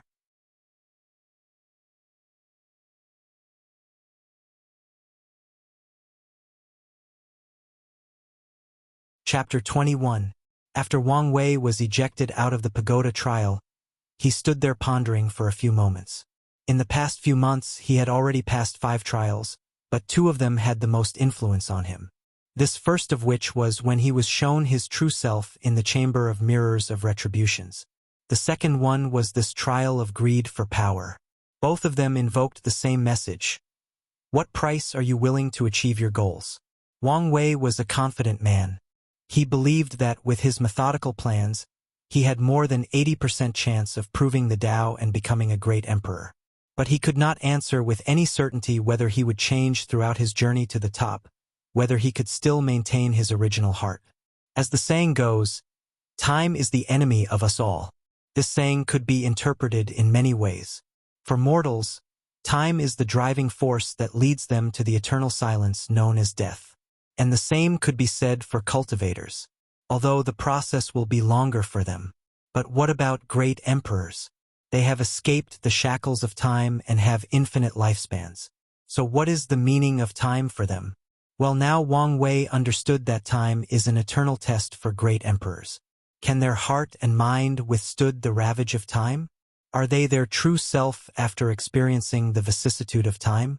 Time is an eternal test that will forever plague cultivators that have escaped its shackles. You could even say that time itself is a curse for them. Or to be precise, this is the causal relationship between time and the people who have escaped its shackles. The cause is that you have acquired an infinite lifespan, and the effect is that you will forever be corroded by time until you become numb or something unrecognizable. Wang Wei realized that his focus when cultivating from now on was to always recognize who he truly was and not to forget his original purpose for cultivating. And what was that purpose? To become emperor? No, that was just the eventual process of his cultivation, not his true purpose. His true purpose was to be free and unfettered, to be free from the shackles of time and space, life and death, cause and effect, and even be free from fate itself. Wang Wei believed that fate was the greatest enemy to his path of freedom. As such, the Tao of fate will be the main Tao he cultivated in the future and the Tao he will use to become a great emperor. Only by understanding the machination of fate can it be controlled, played with, then destroyed. When the day comes when he can do all of these, he will truly be free and unfettered. After understanding all of these, Wang Wei's Tao heart sublimated. A shadow of an emperor that ruled the heaven of all myriad beings appeared behind him. This was Wang Wei's proof of a young emperor. Unlike last time, this shadow was no longer as illusory. Furthermore, the face of Wang Wei was clearly visible this time. As soon as the shadow appeared, a grand and powerful aura enveloped the disciples and elders who were watching the fifth trial outside. Many people had the urge to bow down to this supreme being, and many people did. Some disciples with weak cultivation levels or weak will kneeled in the ground and dare not look at Wang Wei. As for the rest of the people, although they did not kneel on the floor, the awe they had for Wang Wei as the young sect master was exponentially increased. The young emperor shadow of Wang Wei lasted longer than the first time, but soon it also faded away. It seems that he had not reached the point worthy to bear the title of young emperor. After the sublimation of his Tao heart and the dissipation of the young emperor shadow, Wang Wei left the pagoda with his head made. After Wang Wei left, the disciples started discussing what just happened. Do any of you know what was that shadow behind the young sect master? I do not know, but it was awesome. I feel like I was watched by a great emperor and wanted to bow my head. Stop talking nonsense. How do you know what a great emperor looked like? But you were right, I also wanted to kowtow to the young sect master. It seems that our Tao opening sect will have a great emperor this generation. These disciples were quite excited about the possibility of having a great emperor born in their sect. As the saying goes, when someone becomes enlightening, even his chicken and dogs will ascend to heaven with him. If the young sect master became great emperor, even the tiniest handout from him will greatly benefit any of them. Although most of the disciples were chatting happily, not everyone was as excited as them. This was especially true for the 10 contemporary sacred sons. Other disciples may not know what the shadow behind Wang Wei was, but they knew what it represented. This was proof of young emperor talent. As soon as they saw this shadow, they became pale. As contemporary sacred son, all of them were people with great ideals and ambitions. They all wanted to sit at the position of sect master one day. Although the people of the sect referred to Wang Wei as young sect master, to them, this title was just a form of respect to address the son of the current sect master. According to the rules of the Tao opening sect, the descendants of a sect master are not allowed to directly inherit the position. The descendants need to prove themselves by acquiring the title of sacred son through fair competition. The contemporary sacred sons knew that Wang Wei was a talented individual and that the sect might groom him to compete for the heaven will, but they thought that was something to worry about years from now. They believed that no matter how talented Wang Wei was, he still needed time to grow up to their level. Then, they could use this time to further the gap between him and them. As such, they had a high chance of becoming sect master before Wang Wei's talent took off. But now, Wang Wei's talent as a young emperor completely shattered most of their dreams. With this talent, it will not be long before they have to compete with Wang Wei for the honor of sacred son. Of course, they knew that young emperor does not mean invincible. Throughout the ages, there have been many heaven chosens who fought and won against young emperors. Now the question is whether among them, there exists such a heaven chosen. In fact, not all young emperors manage to become great emperors. The path of the emperor is a long and arduous one. Nothing can be set in stone as 100% certainty.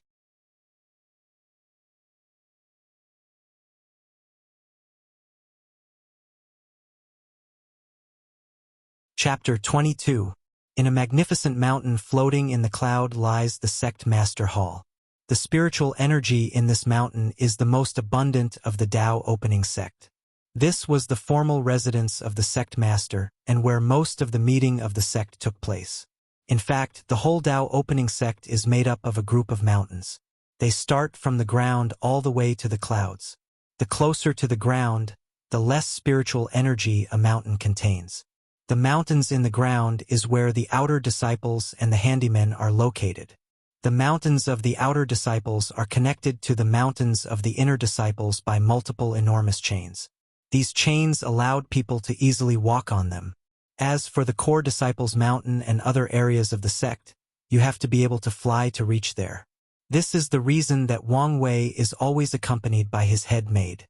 Her job was not only to take care of him, but also to fly with him to different areas of the sect. The highest mountain of the Tao opening sect is known as Tianwei Peak. This is the location of the sect master hall, and currently a meeting is taking place. The great elders and elders of different halls sat in different positions with sect master Wang in the middle. Most of them had a look of shock and excitement on their faces. They had just returned from witnessing the 5th pagoda trial and saw the shadow of the young emperor from Wang Wei. One of the elders said excitedly, "This time the shadow of young emperor lasted longer than the last time. This means that the young sect master is not too far from truly becoming a young emperor. Things are not as simple as you say. Becoming a young emperor is not so easy." The great elder of the Enlightenment Hall asked in a deep voice, "Do you think that the young sect master could become a young emperor after he passed all 9 trials of the pagoda?" Many people quiet down after hearing this question and ponder for a while. Some people secretly look at the great elder. The Enlightenment Hall is the hall in charge of teaching and educating disciples. From the outer disciples to the core disciples, they were in charge of explaining cultivation sculptures and techniques. They were even in charge of preaching the Tao to the core disciples and the contemporary sacred son. More importantly, the great elder of Enlightenment Hall belongs to the sectarian faction of the Tao opening sect. Of all the people in the hall, he is probably the least enthusiastic of the talent of Wang Wei, as he is also the head of the group that is secretly opposing the rise of the young sect master. So, when he asks this question, many people start to ponder his motive. After a brief silence, Great Elder Yen Mei of the Punishing Hall responded, "It is unlikely for that to happen. However, once the trials are finished, the young sect master will probably be one step closer. All he will need is just a little push." After hearing her answer, many people nodded their heads and agreed. If you notice closely, you will find that the great elder Long Bo of the Enlightenment Hall had a sigh of relief despite not showing it in his face. However, a few people in the hall knew that great elder Yen Mei had a different meaning. As they are the few people who are aware of the young master plan 7 years later, they knew that this might be the slight push that great elder Yen Mei was referring to. However, they wisely kept their mouths shut and their expression indifferent as to not reveal any information. Great Elder Li Jiang suddenly said something to try to change the conversation. "Recently I feel like cultivating in the Saint realm has become much easier. Am I the only one who feels this way?" Another elder responded, "Me too. I thought that my talent has started to bloom." "Me as well. Count me too." Soon the entire hall was full of people agreeing to Great Elder Li Jiang's words. Afterward, people noticed that something might have happened and they all looked toward the sect master. Wang Tian smiled joyously and responded, "The path of Supreme is starting to loosen up. There is hope for our future." Many people were shocked and excited upon hearing this news. Their generation was too bitter. In order for the glorious time of this generation to appear, the heaven mandate not only did not appear in their generation, but even the path of Supreme was cut off. They soon realized that heavenly Tao took all the luck and energy for the heaven will of their generation and placed it on the next generation to create a truly powerful great emperor. However, even if they knew this, there was nothing they could do about it. But now, they heard from the sect master that the path to Supreme was slowly opening up. The Supreme Realm, a person who manifests their own Dharma body and can live for at least 1,000,000 years. Who among them did not dream of reaching such a realm? Great Elder Li Jiang asked, "Does that mean we could break through now?" Sect Master Wang shook his head and responded, "The seal has just been lifted.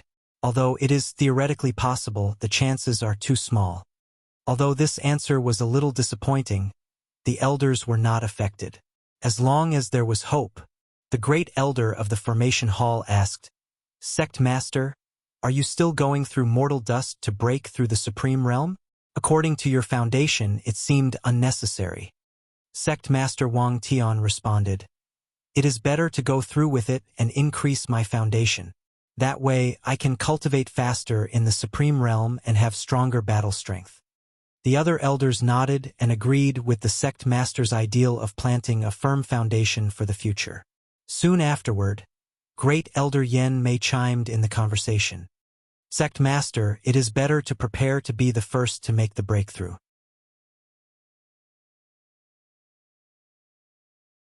If you succeed, not only can we increase the reputation of our Tao opening sect, but there is a great chance of being rewarded with merit from heavenly Tao."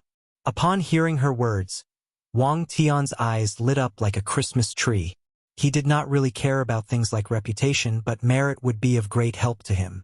Merit is like the ultimate panacea for cultivators. If you had enough, there is almost nothing you could not do with it. You could directly raise your cultivation level, you could use it to increase talent, to increase understanding of the Tao, to increase the level of a pill or weapon. If you can think about it, most likely it can be accomplished with merit. This thing is even sought after by great emperors, as merit is still very useful for them. Unfortunately, heavenly Tao is very stingy when it comes to awarding merit. Most cultivators will only receive a pitiful amount of merit when they enter the saint realm. If you want to acquire more, you have to accomplish a great cause that is beneficial to the whole world. The reason that Great Elder Yen Mei believed that the first person to break through to the supreme realm might receive merit is due to the fact that person will become a symbol of hope to all the cultivators of the world.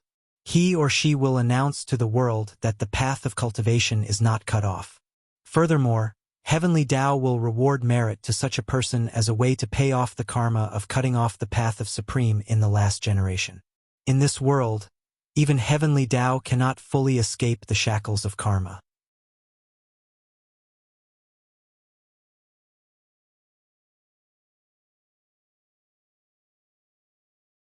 Chapter 23. Sect Master Wang Tian ponders the meaning behind Great Elder Yen Mei's word. He realizes that she is probably right about receiving merit for being the first person to break through to Supreme.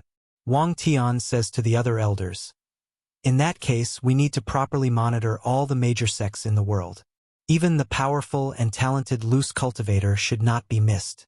After all, we are not the only people who will notice this change." The elders nod in agreement, then they all look at a person in the corner. The person sits alone without speaking a word. He did not have any presence, any sense of existence. It is as if the person never existed in the world.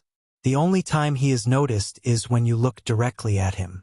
As soon as you look away, you will immediately forget his face and all the memories about him. Only people with powerful cultivation level and keen perception can notice him, and that is only when he is not actively hiding his presence. Otherwise, only a few handful of people in this room would notice him. This person is known as Shadow. He is the person responsible for acquiring information, analysis, and assassination for the Tao opening sect. He is only loyal and responds to the sect master. In fact, every generation of the Tao opening sect master will cultivate their own spy agency and their own shadow at an early age. When they take over the position of sect master, the previous ruler will hand over the majority of the spy agency and the shadow will change to the person trained by the current sect master. In that way, the foundation of the Tao opening sect will increase with each passing generation. Because of such rule, many of the contemporary sacred sons have their own information agency, and this is also the reason that Wang Wei has his own agency trained by the Wang family and is currently his head maid. After everyone look at him, the shadow look at Wang Tian, and when he see that he nods his head, he says in a hoarse and illusory voice, "I will dispatch the shadow guard and monitors whether any saint is going to experience mortal dust or whether they are prepared to directly break through." After giving a positive answer, the shadow closes his eyes and refuses to say any other word. The elders did not find his action offensive as they are used to his behavior after spending many years dealing with him. Afterward, the meeting continues until late at night and then everyone disperses and returns to their own hall. After the meeting, Wang Tian leaves Tianwei Peak and returns to the Wang family's exclusive mountain. Since his lovely son was born, he no longer lives in the sect master hall as the spiritual energy in there was too strong for his mortal son to live for too long. It's true that the concentration of spiritual energy is very beneficial to increasing talent and nourishing the body to set a good foundation, but too much spiritual energy is also very detrimental to weak cultivators, let alone mortal infants. After returning to his mansion, Wang Tian discovers that his father was standing there and waiting for him. He immediately rushes over and bows to his father and says, "Father, son is unfilial to make you wait for so long." Wang Tian's father, Wang Chong, waves his hand and leisurely responds, "Get up. How old are you? You do not have to keep these formalities, especially in private." Wang Tian smiles wryly. His father is a person who despises formality and scoffs at tradition. In other words, he is extremely unruly. "Where is Wire and Yu Yen?" he asks. "My lovely grandson was tired from the trial, and Yu Yen just fed him some pill to relieve spiritual and physical fatigue. He is probably deep in sleep by now. That's fine if he is asleep. So father, what brings you out of the cottage?" Wang Chong looks at his son up and down, then proceeds, "You should have noticed the change in heaven and earth. Are you prepared to break through to the supreme realm?" "Yes, father, once the seal is further loosened, I will go experience mortal dust to further strengthen my foundation. Then break through." "That's good that you are willing to strengthen your foundation." Wang Chong then looks at his son with a look of pity, then continues, "I know you have a lot of unwillingness in your heart, because you did not have the chance to compete for the heaven mandate. Unfortunately, heaven is truly unreasonably unfair." Wang Tian sighs and mockingly answers, "It's just like Wire always say, fate is the greatest mockery for us cultivators. I did not tell you all of this just to listen to you lamenting your own misfortune. I come to remind you that you still have a chance to achieve your dream of competing for the heaven mandate. As long as Wire can prove the Tao, he could still provide you with another chance." After hearing his father's words, Wang Tian immediately understood his father's meaning and said excitedly, "How come I forget this truth? As long as Wire becomes emperor, he can still wash off the karma in my body so that I can compete in the next generation's fight for the heaven mandate." Wang Tian is indeed excited. In the last generation, he was one if not the most powerful heaven chosen. He was born with the exquisite sword heart physique ranked 15 in the 3000 heaven physique list.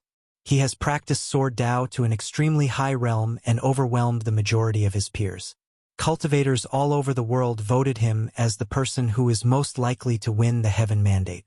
Unfortunately, when he reached the peak in the Saint Realm, he learned that there will be no heaven will this generation.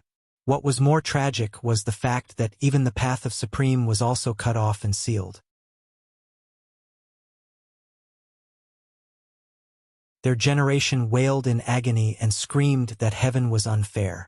According to the rule of heavenly Tao, no person from the previous generation can compete for the heaven mandate in the next generation. As such, the goals and dreams of many people were completely shattered. There is only one way to go around this rule: wash away your karma. In order to wash away karma, there are only two ways. One is to seal a person in bloodstones or timestones and allow them to sleep for millions of years and live through countless generations. Then, they can wake up, free from karmic ties, and participate in the fight for the heaven's will. In fact, many sects have many heaven chosens from the previous era that are currently still sealed and awaiting awakening, and the Tao opening SEC is of no exception. The other way to wash away karma is to have a great emperor to directly take action. This method is direct and immediately effective. However, such a method will result in the emperor suffering from karmic backlash. As such, if an emperor is not powerful or if you are not really close to them, they will not use such methods lightly. After taking a deep breath and calming himself down, Wang Tian says to his father, "Father, not just me. Even you have a chance at a second attempt."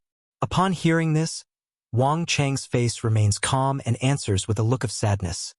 "It's true. Unfortunately, after my defeat to Emperor Nine Sons, my Tao heart was affected and my will to fight was long lost. There is no future for me as an emperor. Furthermore, it won't be long before my lifespan will approach its end, and I have to be sealed with bloodstone and become a foundation that protects the sect from future trouble. After Wang Chang's words, a profound sadness envelopes the room.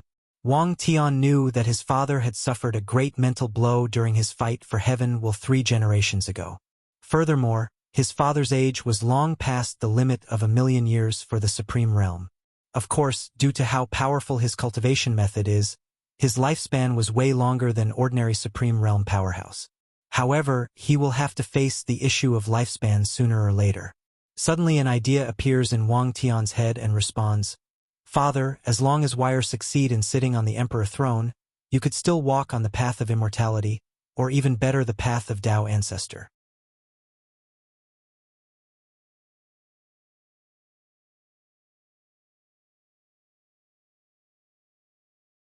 Chapter 24.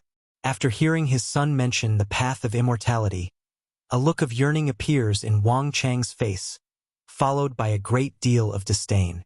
However, the idea of continuing in the path of Tao ancestor is quite appealing to him. This path, although not as powerful or influential as the path of emperor, has much better potential than the path of immortality. Wang Chang said to his son, "Okay, no need to think about these things for now. Wire still has a long way to go." After saying this, Wang Chang chatted with his son for a while before returning to his cottage. Wang Tian did notice that his father was in a much better mood when he left. He becomes more joyful at the fact that his word had a good effect on his father. Wang Tian knows that a cultivator's state of mind and Tao heart is of great importance to them, especially in the higher realms. Ever since his father has failed his competition for the heaven will, he has been quite reticent and lost a lot of his previous confidence. Things got better when Wang Wei was born, but the effect was also minimal. Now, he has rekindled the fire of hope for his father, just like his father just did for him. After pondering for a while, Wang Tian ran home to reunite with his wife and son. Far away from the Tao opening sect in the heaven-blessed domain, the Emperor Enlightening Academy. The myriad emperor world is divided into 5 continents. Each continent is further divided into countless domains. The Emperor Enlightening Academy is located southeast of the Tao opening sect. This academy is one of the most powerful forces in the world, second only to the Tao opening sect. In fact, when it comes to foundation, it might even surpass the Tao opening sect. As the name suggests, the Emperor Enlightening Academy is designed for the sole purpose of training great emperors. Throughout its long history, it has trained a total of 8 great emperors, only one short of the Tao opening sect. As a result of this, these 2 great powers have been competing for countless years. However, what sets the Emperor Enlightening Academy apart is the fact that their doors are open to any heaven chosen, even if you already belong to another group or faction. Because of said philosophy, the Emperor Enlightening Academy has helped a great deal of emperors during their rise. So, these emperors would more or less return the favor after their ascension. As such, despite the fact they have only truly trained 8 emperors, they have received the favor of countless emperors throughout their inception. Right now, a meeting between the teachers and headmaster of the academy is taking place. Unlike the Tao opening sect, which is located in the mountains, the Emperor Enlightening Academy is actually a gigantic city that covers the entire Heaven Bliss domain. The headmaster of the Emperor Enlightening Academy is actually an old man with long white hair, trim white beard, and sage-like temperament. He is dressed in all white ancient garments. All the teachers in the hall had a great deal of respect for him. This respect comes from not only his powerful cultivation, but also the fact that he is an educator, a sage that brings knowledge and wisdom to the masses. The headmaster, whose name is Bai Han, starts the meeting. He asks, "Have we found our target this time?" Another teacher responds, "After paying a substantial price to the Heaven Mystery Pavilion, we have determined that the target has been born in a lower plane and has also located said plane. Should we send someone to pick him up?" After pondering for a while, Headmaster Bai Han responds, "No need for that for now. Send a true monarch teacher to secretly protect him. Growing up in the lower realm can temper him and also prevents other sects from noticing him. Additionally, The teacher protecting him can be responsible for his first enlightenment and set a solid foundation for him and cultivate his feeling toward our Emperor Enlightening Academy.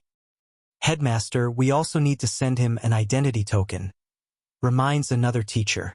Yes, without an identity token, he will not be recognized by Heavenly Tao of the Myriad Emperor world and will not be able to participate in the fight for heaven will.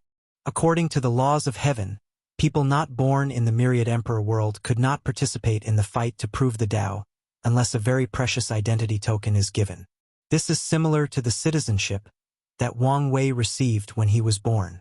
Another teacher excitedly says, I cannot believe that our Emperor Enlightening Academy is about to acquire a heaven chosen with the absolute chaos physique, the rank number 1 in the 3000 heaven physique list. We will finally nurture our 9th emperor and catch up to the Tao opening sect. Yes, this generation's heaven mandate will belong to us. I agree with this. Soon many teachers started to discuss their exciting future.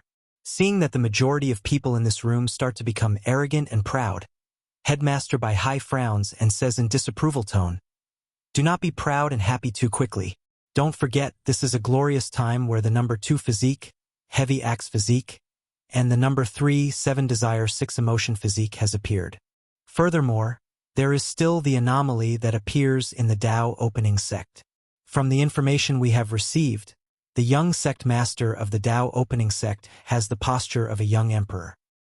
In the Western White Tiger continent, there is a child born with the power of reincarnation. Many of the people with physique in the top 10 of the 3000 heaven physique have been born. This is not the ancient time when being born with the top 3 physique is guaranteed to win the heaven mandate. After hearing the headmaster's word, the teachers in the room immediately calmed down. Cold sweat started falling from their backs. All of them have made the mistake of placing the cart before the horse. Their heaven chosen have not even won the heaven will and they are already celebrating. After realizing their mistakes, they all soon reign in their arrogance. Another teacher reminds everyone, do not forget old Chu's divination. In this supreme era of resurgence, the impossible will become possible. Soon the teachers realize that their mindset has been wrong. This era will be a fierce competition for the emperor throne. Heaven chosen will be as many as dogs. The heaven chosens of this generation are both lucky and unlucky. Lucky because they will witness a grand era in which the brilliance of many geniuses will shine on a myriad of worlds. They are unlucky because if they are not worthy, then they can only be cannon fodder. The threshold for the title of heaven chosen will be raised to a very high standard. Many people who could be called heaven chosen in the past will appear extremely mediocre in this generation. After the teachers calm down, they return their focus on how to properly cultivate the absolute chaos physique. One teacher asks, Headmaster, do we need to provide him with enough luck to reach purple gold and break through to the supernatural realm? Headmaster Bai Han responds, that is not necessary. As the person born with the absolute chaos physique in the lower plane, he is probably the son of destiny of that plane. He will naturally be able to acquire the necessary luck to reach the standard purple gold level on his own. The teacher nods in agreement with the headmaster. Headmaster, do we allow him to participate in the Spirit Road 7 years later? No, the Spirit Road is not that important. He can just skip it. Then, sir, when will we bring him back from the lower realm?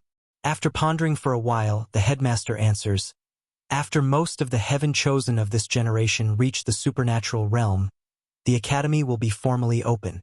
We can bring him back then. Alright, now that most of the issues have been settled, let's discuss which true monarch teacher will be sent as a Tao protector. After hearing this, the room became quiet. Many people start making plans to acquire this position for their faction. Although the Emperor Enlightening Academy is a school, there are still factions that exist in it. Becoming the teacher of the absolute chaos physique essentially means the possibility of being the teacher of a future emperor.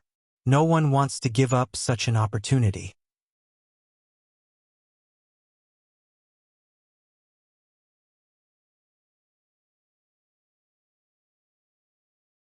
Chapter 25.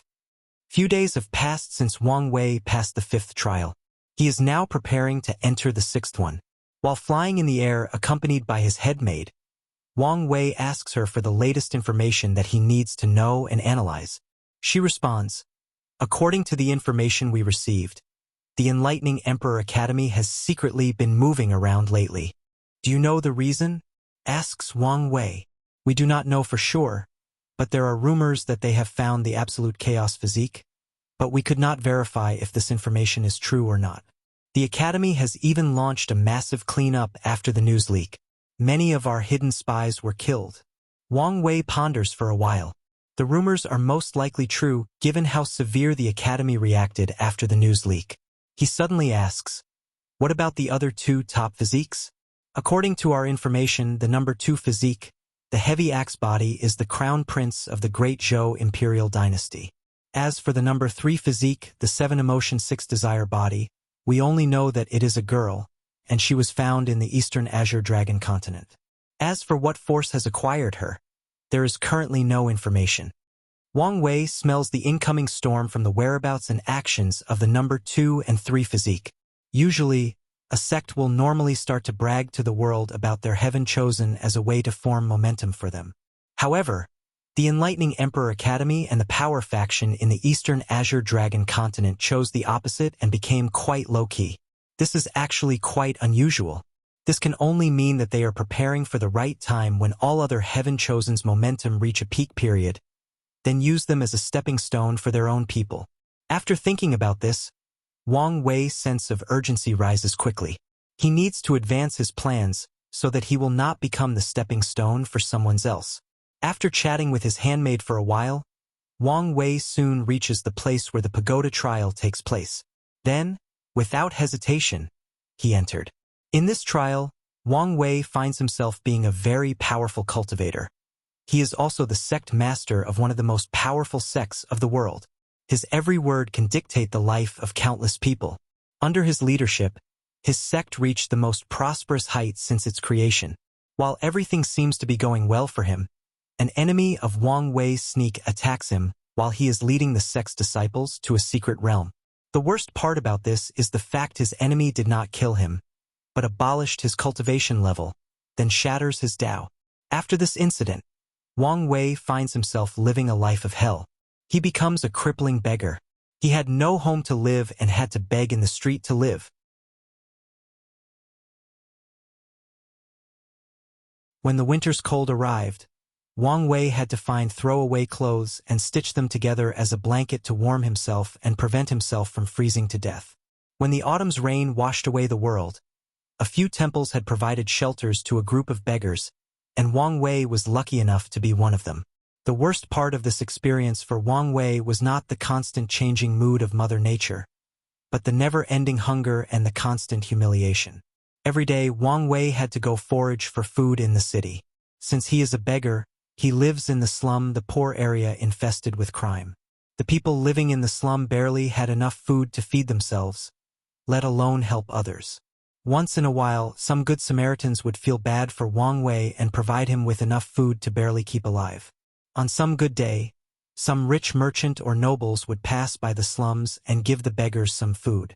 However, they usually do it with a look of arrogance in their face and will usually throw the food in the ground and watch with pleasure as the beggars fight over such little food. In order to survive, Wang Wei is usually one of the beggars fighting for food. Due to the fact that he used to be a powerful cultivator, he is still much stronger than an ordinary person, let alone a malnourished beggar. In fact, the act of these nobles and rich merchants throwing food in the ground are actually quite benign. Usually, they will vent their anger on the beggars by severely beating and insulting them. They spit at them, throw rotten eggs and feces at them, or even directly murder them. Wang Wei has tried a few times to fight back. The result is always him being severely injured and almost dying. The nobles and merchants never suffer any consequences for their action. This situation becomes worse for Wang Wei as some cultivators recognize him as the former sect master of the Tao opening sect. They all took pleasure humiliating one of the most powerful cultivators in the world. Things continue as such for many years until one season. A great famine envelopes the kingdom where Wang Wei is currently located. Due to the famine, The nobles hoard the majority of the food, while the rich merchants raise the price to make profit. The majority of the poor people in the slums starve to death, while the number of beggars drop exponentially. During this period, Wang Wei has not eaten any food for more than 2 weeks. The only reason that he has lasted for so long was due to his former powerful body. On a particular summer's night, Wang Wei lies on the floor with an excruciating pain in his stomach. His throat is dry and his vision becomes blurry. He realizes that he was about to die of starvation. Then a man appears before him. The man throws a piece of bread on the floor in front of Wang Wei, which immediately delighted him.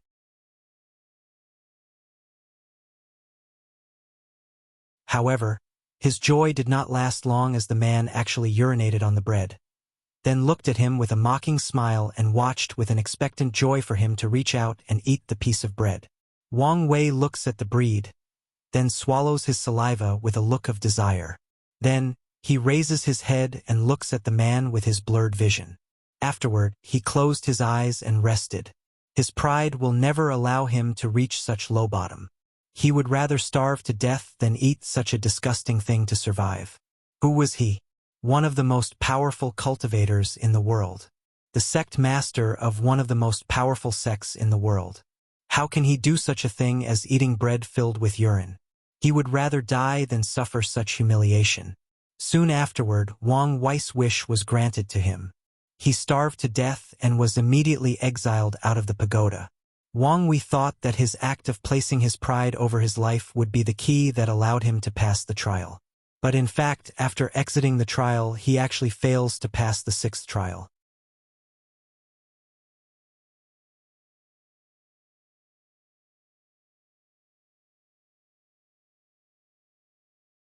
Chapter 26. Wang Wei becomes momentarily shocked for his failure in this trial. Then, he ponders the reason for such failure. Obviously, he fails to recognize the lesson needed to learn to pass this trial. This was not according to his original design. Wang Wei returns to his home, while preparing to enter the pagoda the next day. The next trial proceeded exactly like the previous one. Upon reaching the stage of malnourishment, famine, and dehydration, the same choice is once again given to him. Eat the urinated piece of bread. Wang Wei realizes that this trial's purpose is to teach him a lesson about humbleness, about giving up pride and arrogance, especially when one is weak and helpless. Despite knowing all of these, Wang Wei still could not lower himself to eat that piece of bread. He always fails this trial when he reaches that part. Soon, more than 2 months have passed.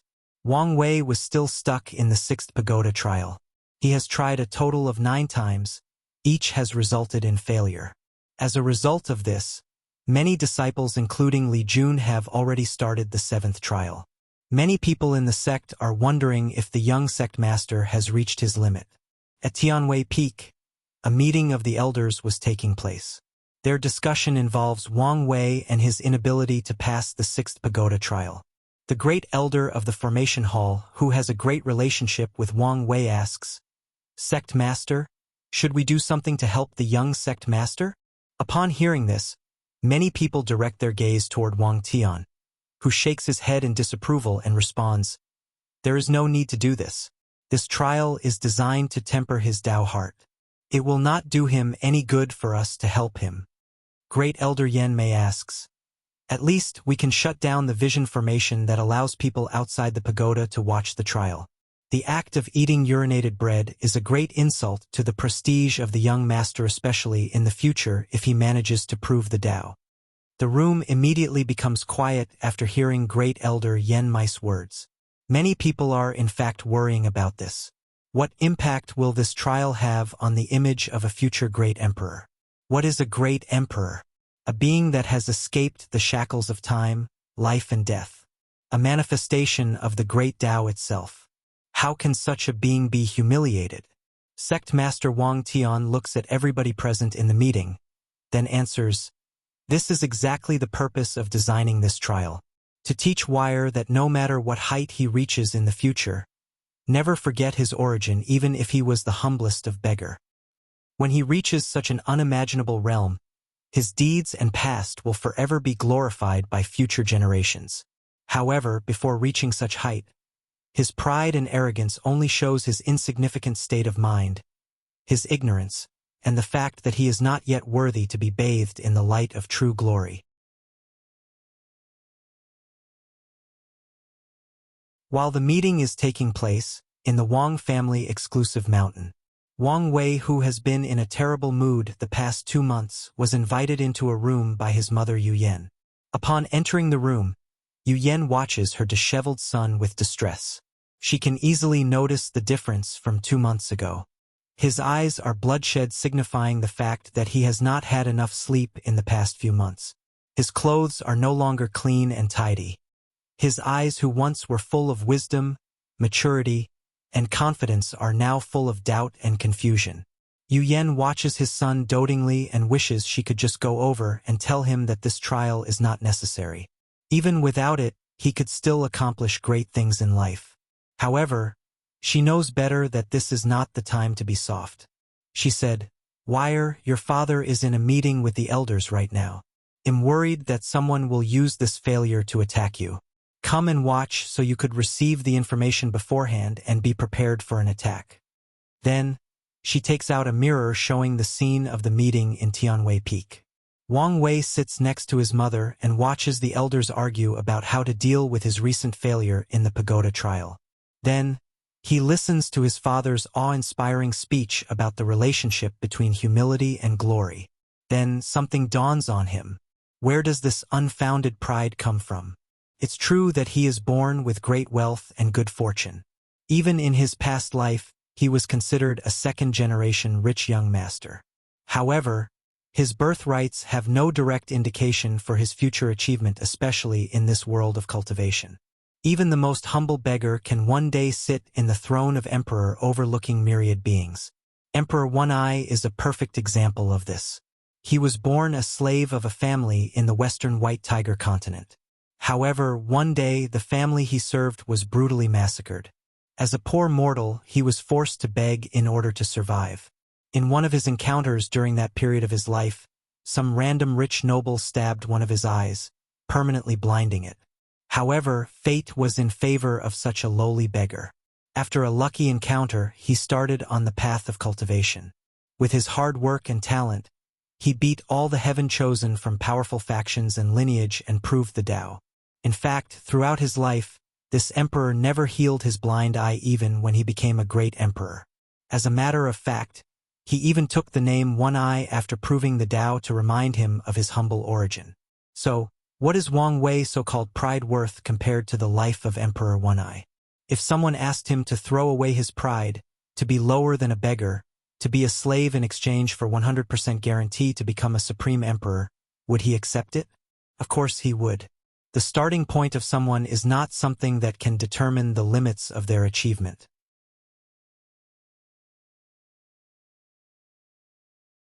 Humbleness and humility are not disadvantages or vices. No, they are in fact great virtues. Virtues that teach people to never give up no matter the circumstances. After realizing this, Wang Wei's eyes shine like the first sunlight that illuminated the world. The doubt and confusions were immediately swept away. He suddenly turns toward his mother and says, "Mom, I'll be back tonight for dinner." Then he rushes outside where his head maid has been waiting for him. Soon, they both headed toward the area of the pagoda trial. Yu Yan watches her son leave with a gentle smile on her face. Soon after Wang Wei's departure, Wang Tian appears beside his wife and says with excitement, "It seems that our little play works much better than expected.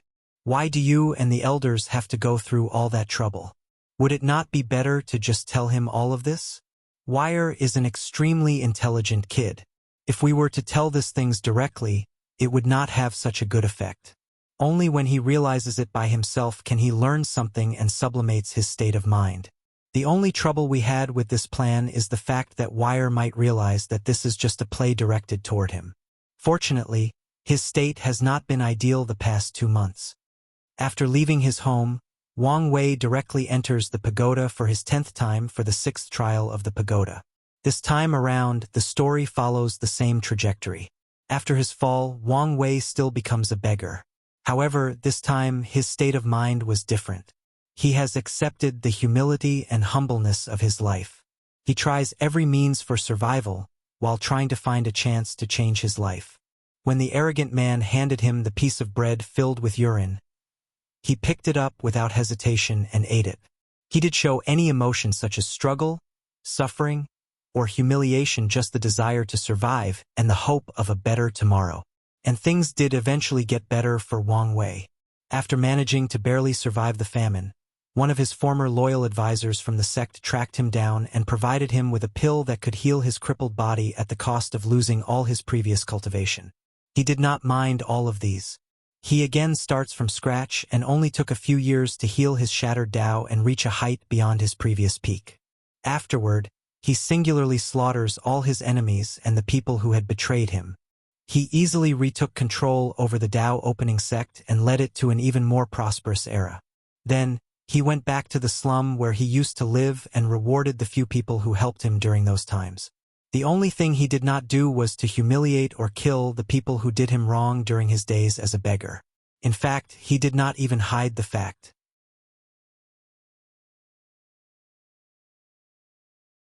As such, the story of the rise of the sect master of the Tao opening sect from an humble beggar to a supreme being spread all over the world as a form of motivation. A way to encourage people that humble origin does mean you could not succeed in life. Soon afterward, Wang Wei exited the pagoda with the message that he had passed the 6th trial.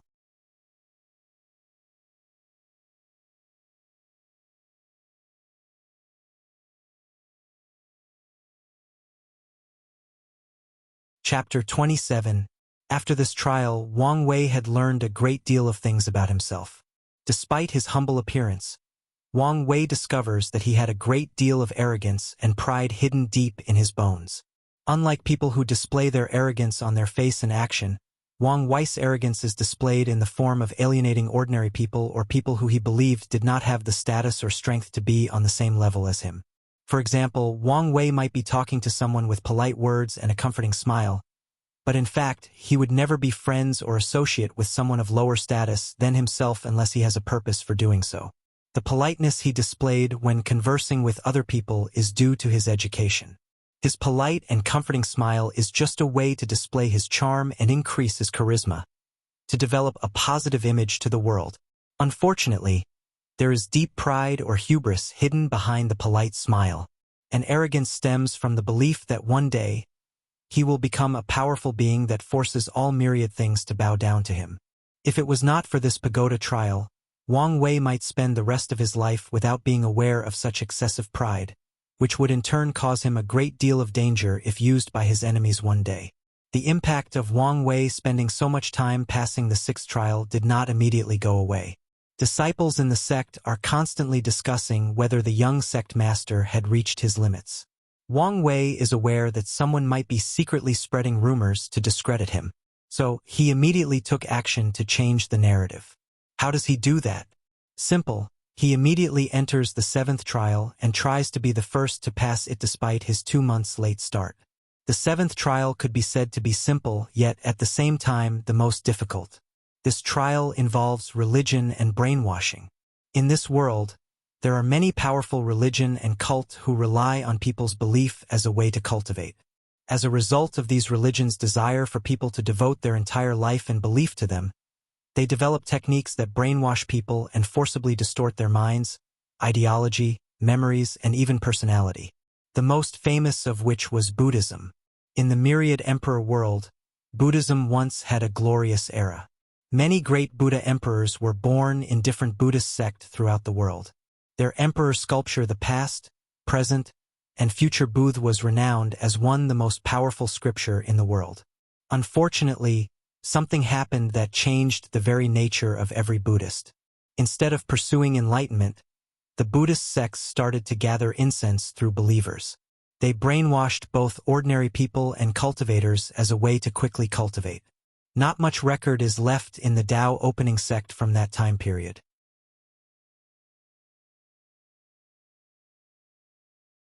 To be more precise, someone or something not only wiped out all the Buddhist sects in the world, but even the majority of records were erased. The only thing related to Buddhism in this world that still remains is the 6 forbidden lands, the Western Pure Bliss Land. Forbidden lands, as the name implies, are places of extreme danger in the myriad emperor world that have existed for countless number of years, yet still remain mysteries. The only requirement for a place to be labeled as Forbidden Land is to have at least one emperor either die or severely wounded while visiting such places. A great emperor being that has achieved immortality actually died in these Forbidden Land. The water in this world is indeed quite deep. Among the 6 Forbidden Land, the Western Pure Bliss Land is one of the most dangerous one. According to a brief introduction that Wang Wei read in the library, there have been many emperors who have visited the Western Pure Bliss Land. Many emperors, after proving the Tao, have visited those Forbidden Land in an attempt to destroy them. Why take all these risks and trouble? Of course, for glory and recognition. The myriad emperor world has cultivated a great number of emperors. Among them, there is of course a distinction between powerful emperors and weak emperors. One of the ways that emperors use to distinguish themselves is to destroy or erase a forbidden land. According to records, there have been a total of 18 forbidden lands. Now only 6 remain.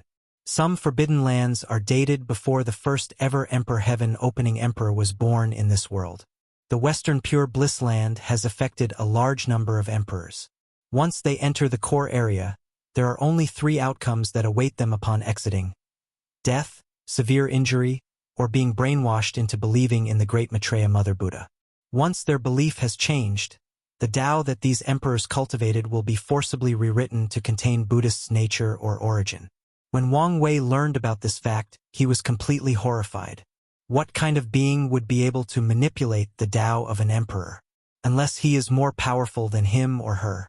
After reading about this information in the library, he directly went and asked his father about it. However, unlike before, Wang Wei's father refused to tell his son any information. In fact, according to his father's word, even he the sect master was not qualified to know certain things or truth, let alone his mortal son. During that time, Wang Wei spent a great deal of sleepless night worrying about his future. It was then that Wang Wei realized that being an emperor might not be the end of the path of cultivation, but just another beginning. If Wang Wei wanted to achieve the realm of free and unfettered, the realm of the great emperor was probably far from enough to accomplish that.